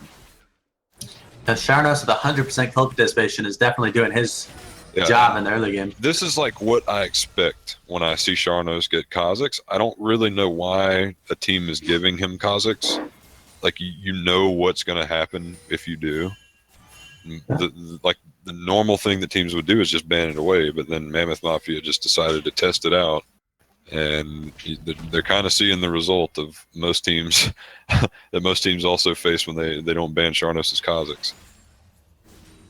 Luckily, the nice blue trinket ward stopped Sharnos from taking away the blue buff, but a Varsalt's going to land on a Canadian Void, and he has heal up, but it is not going to be enough, and he's still going to go down. Just a complete lack of vision, even in the bot lane for his own, like in his own side of the map too. His tower's down there on his side of the map. He doesn't have a support there, and they don't have any vision. So, and then he's still like walking up. I'm really not too certain what's going on there. His side might be too far forward too, as Sharnos pops the Yomus and gets onto him. But the entire blue team's going to collapse, and an Orianna is going to land on the two people. So Lissandra's going to flash away and still get dropped. Down. And Spider-One's out of position now too and has to flash over the wall. They're going to chase down Sharnos, but I don't know how... Sion ult is available. He's going to use it, and Poros is going to flash over the wall as well, but not be able to get onto them at all. It's going to be a bot tower for one kill. Still, Clorox Bleach come out ahead on that play, but it was still a bit risky there. They're attempted at engage after they took the top tier 1. So it looks like maybe they're going to attempt something on Orianna, but she just ends up ghosting and run away. So looks like right now Clorox and Bleach are just running Mammoth Mafia all around the map and just stretching them out, tearing them to pieces at the moment. I mean, I don't really understand the complete and utter lack of vision control in the bottom side of the map. Pretty much all game from the side of Mammoth Mafia. It looks like right now they're trying to invest in the top side. Maybe they're worried about being so far behind that the enemies could sneak Baron. And they're trying to make sure they have vision in there. I mean, they don't really have the best team for sneaking a Baron early on. Lysandra doesn't take it very quickly. Renekton doesn't. Varus isn't really one of the better ADCs for doing it. Kha'Zix's certainly very good, but that's about it. A lot of Looks damage. like Nice Maybe bubbles Charles on and Bundle bubble. getting caught out, and he Should've go dies down. without being able to ult again. Yeah, that is insane. Kha'Zix does make it out without having to run flash, but Zoxan's going to have to run ultimate to stop off Sion from TCing him up. And it looks like a comeback from Mammoth is Yeah, it looks kind like of Mammoth mounting. Mafia is showing some signs of life here. But this is also mostly just based off of these weird invades from Clorox Bleach. Where Yeah, they right don't there. have Lulu just vision. walked into the jungle Yeah. to enable them to go in on her. Going And she's just a almost little going to bit go down, too but she's far. going to flash out. Maybe she was baiting them in. A nice ult's going to hit Kha'Zix and Renekton, but I don't know if it's going to be enough. Varus is almost full health. Okay, he's returning a lot of damage, and all of the blue team is having to flash away with no deaths on either side. Oh, sorry, Kane died. Still a bit of a symptom of the fact that they're just down 8,000 gold. They just had to expend so much trying to kill Spoderwan that they really didn't have anything left for the full HP fed Kha'Zix and the Varus as well. And Varus finishing his Runans. He is applying it to the entire team there, because they were all grouped up. The highest CS in the game as well. This is a very, very fed Varus with I'd say probably an even more fed Kha'Zix. Yep, 300 gold up on him. Kha'Zix is over Varus. As I said, though, this is just what you would expect when you give Sharnos Kha'Zix. It's pretty much what he's done Looks like every they're single setting up a game brush against gank on that the champ. Lucian, but He suspects it. All right. yeah, Pretty good heads-up play. yeah, Sion's going to flank both of them and land a nice Q onto the Lysandra. Meanwhile, the Can Holing is Bundaloo going to ult? mostly miss. So Can he nothing ult? buttons. He ults himself Already this does. fight, and looks like the Sion might be slightly too far forward, but the shield's going to come in from Orianna and a Locket, it looks like. Do they have a Locket? I don't know what the heck that second shield was. Grasp? Or does he have the Mastery that gives you a shield? Possibly. Probably so. Yeah, it was. He does. He has Okay. Courage of the Colossus. So that was still a pretty good punishment from the side of Mammoth Mafia on the Clorox Bleach, not having their top laner present, and all 5 members of Mammoth Mafia just coming straight back down to the red side jungle. Yep. And an Infernal Dragon's going to be spawning with Lysandra still dead. Teleport is up and available in 5 do seconds. not want to give this second Infernal Dragon over to the side of Clorox Bleach when they already have this big lead on you. They're at least going to try to burn some teleports, it looks. There are deep wards in place for Spoderwan to teleport to. There is a deep ward way in the back of Mammoth Mafia's red side jungle. So we have a lot of Very effective indecision flank coming from on. Mammoth Mafia. There's also no real vision around that ward either for them, so they probably would not be able to catch it until the Renekton was right on top of them. Right. CV's going to pull out the dragon slightly further to try to prevent a steal. And it looks like they're just going to give it up uncontested. I have to wonder why Spoderwan is moving towards the mid lane here. He should be on that tier 2 right now. Looks like he Yeah. was thinking they might be trying to contest That it. was a and bit like he of a would- missed opportunity. He should have been on tier 2. Yeah. Certainly Mammoth Mafia aren't going to argue with losing that pressure on the top lane tower while they, go and try to contest the dragon. He does get the consolation prize of the blue buff from not being in top lane, so there's something there. Yeah, Renekton that blue. Kane's going to go in on the Renekton. Renekton's at a 1 versus 4, but Lulu's going to bail him out of it. Burning her ultimate He's in the just too process. tanky right now. Even with just all that, it's just mostly the flat health. That's all it is, and Lucian obviously, hasn't bought in forever. Mammoth Mafia also really starved right now for gold. Then Gage is going to come in. Varus ult is going to barely miss Sion with the Lysandra follow-up. That for sure would have been a kill. But he does manage to walk out just by the skin of his teeth and ends up with full HP. Yeah, if He's you're on gonna the side of try Mammoth to Mafia, you want to take a Varus. fight here. He's going to miss the Q. Orion ult is going to pull in too.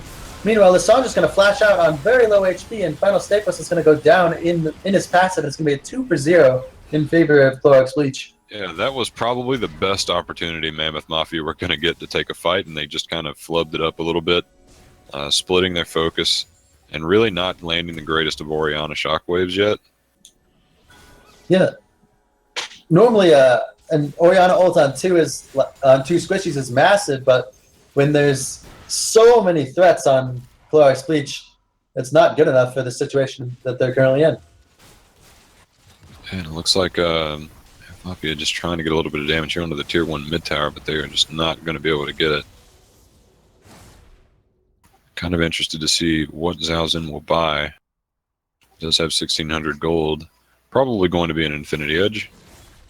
And once he gets that, goodbye Scion, goodbye Kane. That is a ridiculously early moment into the game to have 3 items. Yeah. He's 2,300 gold up on Lucian, despite them having similar records, just because of how much CS and turrets they're up.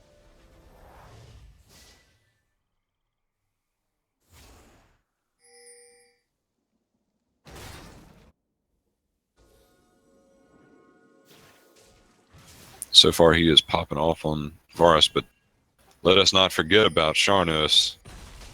For most of the game, he had 100% kill participation. He still has the most. Still no deaths. And very good vision game coming out of Cloric's Bleach right now, setting up around the Baron. Yeah, I would say as a team, this is like the big thing Clorox Bleach are doing better than Mammoth Mafia right now. They have such better vision control. All of their plays are because of vision. Yep. I would, however, like to see at least one more sweeper and probably 2 more blue trinkets coming out from Clorox Bleach. I'd say Sharnos definitely needs a sweeper. What, and 4 you probably blue just trinkets? want to put an orb of alteration. 3 blue trinkets and 2 sweepers. I think the top laner has a... No, is that not a blue trinket? I don't know, I can't tell. That's a totem. It looks like a blue trinket when it's yeah, okay. So they do have 2 blue trinkets. Okay, yeah, that actually is a blue trinket, but definitely Sharnos needs a sweeper. Somebody other than Lulu needs one. Yeah, I would agree with that. I think he's opting for the yellow because he didn't get the warding smite. Yeah, and he's thinking they need more vision to compensate. Getting the 3rd blue trinket is it's more optional. I'd say it's probably better than having that extra warding trinket, but I don't know. I'm probably wrong. But certainly you need 2 sweepers. And it does appear as though Mammoth Mafia do have 2 right now, but Kane has not upgraded his. Huh? He just, TSN Batman had been getting MVP jungler, so he just thought I needed to copy him a little bit. And although we have been noting about Clorox Bleach's vision control, really neither team has done a very good job of control warding. They really haven't been buying many. There's only, what, 1 on the whole map right now? And that's in an area of the map that no one's even in right now. Renekton's going to get engaged on, though. He's in a 1 versus 3, but he is just too tanky, and it's going to turn around and half-health Kane. Everyone's going to make it out. Oh, a Flash Varus ult on a Scion, actually. Looks like Canadian Void's actually going to stay too close to get hit by it, too. A 4-man Shockwave is going to be massive for the blue team. Every ability lands. The Nami ult through the entire team as well. It's just Lissandra left on the back end of that fight. A clean 5 for 0 with everyone having lots of health left. All right, I take back everything I said about Sir Muffin Buttons. Holy shit. That was a very nice play. Yeah, they all funneled through a choke point. I would say most of that shockwave was just Clorox Bleach just completely ignoring what champion they're playing against by walking all through that corridor at the same time. Well, they had to follow up with the Varus ult. It's still very good capitalization on that mistake. I mean, you don't really have to go all through that corridor. I mean, I'd say that ulting the Scion there is a mistake because it's forcing you to sit there in that corridor and nuke him down for too long. They had position on Baron. They had ward control. They were obviously way ahead in gold, so they could just take a fight. They could take it in a more open area where they aren't going to get 4-manned like that in an Orianna ult. But it's a massive throw. Kind of just overextending onto a Scion, all just choking into this choke point. And then the pretty obvious thing that happens when you do that against Orianna happened to them, where they just get 4-man ulted and blown up. They're still up 5,000 gold on the side of Clorox Bleach, but it should have been closer to 15,000. Yeah, that went from like well over 10,000 gold down to 5,000 in a matter of a minute and a half. Fortunately, that is a 4th dragon going over to Clorox Bleach, though. So that is going to... however, is what I would say is probably the worst late-game dragon of all. So, 4 dragons with Elder Drake can be a huge threat. Definitely better than no dragon, but certainly they would have hoped for a better one than that, seeing as I still think Mammoth Mafia's team composition does outscale them a bit towards the late game. We really haven't gotten there yet, but certainly doing things like what Clorox Bleach just did is going to allow them to get there. It's not a complete stop late game though, with the comp. So Double Infernal might be enough to swing that. It's Glad close. Switch's favorite. It's not just some resounding, just completely you get outscaled, but it's a bit there. Scion just, I think he pretty much just scales infinitely, right, with his health. Technically. I'd say Kane probably about equal in the late game with Kha'Zix, maybe a little bit less. Probably less in this instance, seeing as Kha'Zix is just so fed and he has so many targets. Then you have Orianna, better team fighter late game. Lucian just not quite as good of a provider of CC, but I'd say definitely puts out a bit more damage, at least more easily than a Varus would in the later stages of the game. Sion's going to ult straight at the mid lane with Lulu in bottom lane. They realize they massively outnumber them. They're getting a nice pick onto Varus. That was a very good Sion ult. Holy moly. It was unavoidable. It got flashed away from, or not flashed, eaten away from by Lysandra. And that left Varus alone to die. Nothing he could really do there. That's going to be a mid tower going down. It might even be an inhibitor. Uses of a Scion ult I've seen in a while. The one thing I do have to harsh on them for is the fact that Orianna wasted her ultimate on that Varus kill, which is probably unnecessary. Sion is a little bit too deep, but a Stone Plate is going to get him out alive. Meanwhile, Varus is on the front line being tanked, stunned up by Renekton. Kha'Zix is trying to find his opening to go in, but there just isn't one. It's going to be 2 kills going over to the side of, I don't know what the blue team's team name is. Just don't have their Varus. The Mammoth Mafia, there you go. Okay, so, I mean, at this point, 2,500 gold is pretty much nothing at 34 minutes. And they're probably going to get the top tower and make it 1,000 closer even. Yep. Things are really not looking too good for Clorox Bleach here. This just changed so quickly. Like, I'm still struggling to comprehend this. Because this went from being a complete stomp in the favor of Clorox Bleach to just being a complete turnaround in a very even game now. It looks like they made it to that point where they outscale you were talking about. Well, I mean, I don't even really think it's that they're outscaling them right now. It's just that Clorox Bleach are just getting caught out and just doing things that they shouldn't be doing. And, Mammoth Mafia, they're keeping their composure, and they're just like, all right, even though we're behind, we see you making a mistake, and we're going to capitalize on it. We're not going to shy away from you. Orianna finished a death cap right before that huge game-turning fight, and it made a big difference. Oh, yeah. And she has a Void Staff. I would definitely say that she might not be able to get away with using her ult on one person again. Yeah, but the entire team of Clorox Bleach has literally 0 magic resist. Agent, whatever the shield one is. Yeah, I'd say probably would have been a better idea to go Leandri's here. Go for the flat pin. Yeah. It's and just they're a also common stacking third a item. lot of health too, like a lot of just flat health and no magic resist. Leandri's just super good against that. It's really not unusual to see Leandri's on Orianna anymore either. It's been becoming increasingly more common on mages ever since they realized that it actually just does more damage than like Luden's does, even just in your regular one combo burst. Yep. It's a pretty dumb item right now. Doesn't appear as though either mid laner will be building it though. Looks like either Luden's or Deathcap's going to be coming in for bundlers shortly. I've also seen the gold lead for the 80 carries get slimmed down all the way to only a 900 gold lead. Now, I want to say, I remember reading that as 2,400 earlier. Yeah, so this is pretty significant. He's still almost 100 CS up on him, though, Zoxin.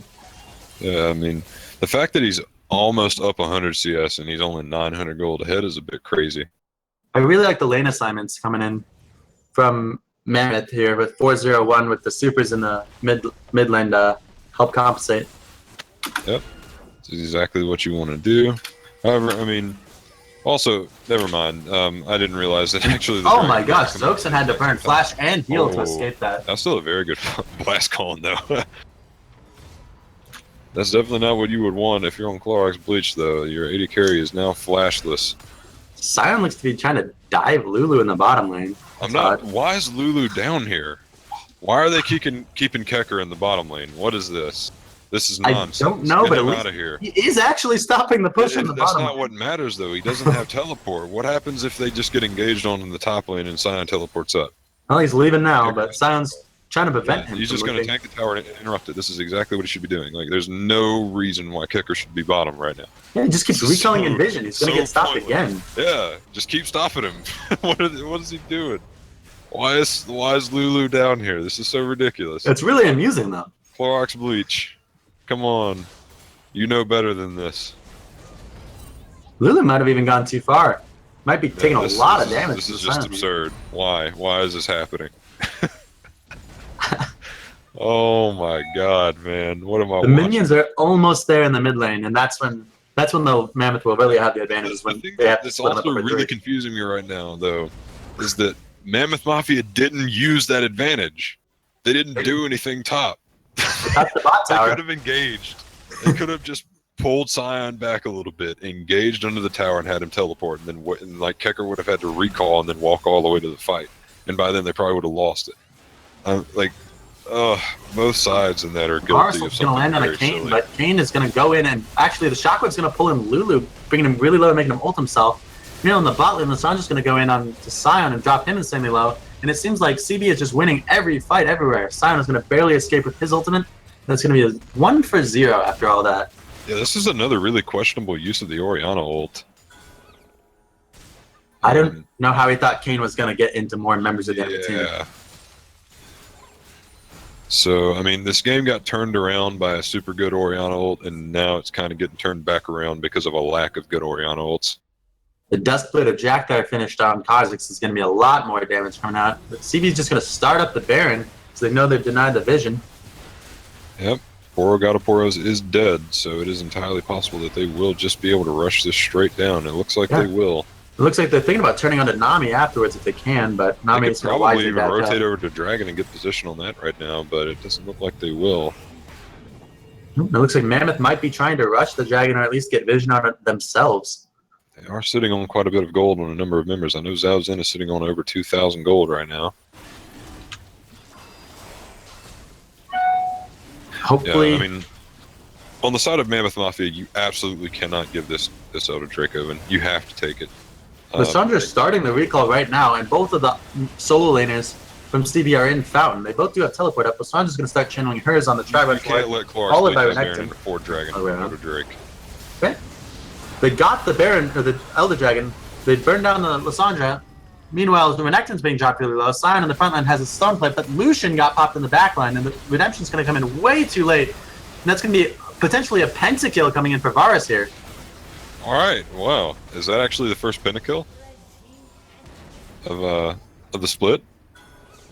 I don't know. We'll try to find that out later, but Too bad we don't this have a was stat just team. really, I mean, obviously Zhao Zhen had pretty much perfect positioning throughout that fight. We also saw both mid laners getting caught out blowing up at the very beginning. And then Without what their really ults. changed that is that the front line from Mammoth Mafia just completely ignored their back line. They didn't care. And so Zhao Zhen and Kecker just kind of strolled in and just straight up destroyed Canadia Void. And then once Orianna and Lucian are dead, this composition for Mammoth Mafia falls apart, and they just lost from there. And no Orianna ult on them is going to make it almost impossible. Recalling with Orianna coming up, I mean, like, That should you probably win be the end anyways, of the but game. Yeah. still feels That's a the little end. BM. All right, well, Clorox Bleach had a very, very convincing gold lead, and then threw it all away in one like big mistake. The enemy blue side, and then just managed to turn it all around. The Orianna ult landed and turned the game around against them, and then the lack of good Orianna ults from there on allowed them to come back, as well as very good positioning from Zhao Zhen in that last team fight. Now, Zhao Zhen played that game immaculately. He had 108 CS up on his lane opponent, 4,000 gold by the end. It's very good on him. Ended up taking the highest co-participation award away from Sharnos. But I'd still say Sharnos. I'd say probably Sharnos played the best that game, the most consistently, because even though Zhao Zhen did play that last team fight very well, he did die 3 times, and that really hurt them, Yeah, especially when he got caught out by San. The pick after pick to enable almost all of the turrets coming from Mammoth was from Varus getting caught out. So God, but he still did like by far the most damage in the game at 40,000. Maybe I'm wrong. I don't know. I'm not a good decider on who played better. Don't listen. Kha'Zix definitely got them their 11,000 gold lead. Yeah. But he didn't do a whole lot in the last And couple if team we fights, but he didn't remember need to. If we remember that engagement that got them turned around on, it was from Zhao Zhen flashing and ulting the Scion in a choke Yeah, that's point. true as well. So yeah, I think I would give the MVP to Sharnos based off of our conversation as well. All right, well, I believe that will be it for week 3 of the RPL 2017. We'll catch you guys next Saturday.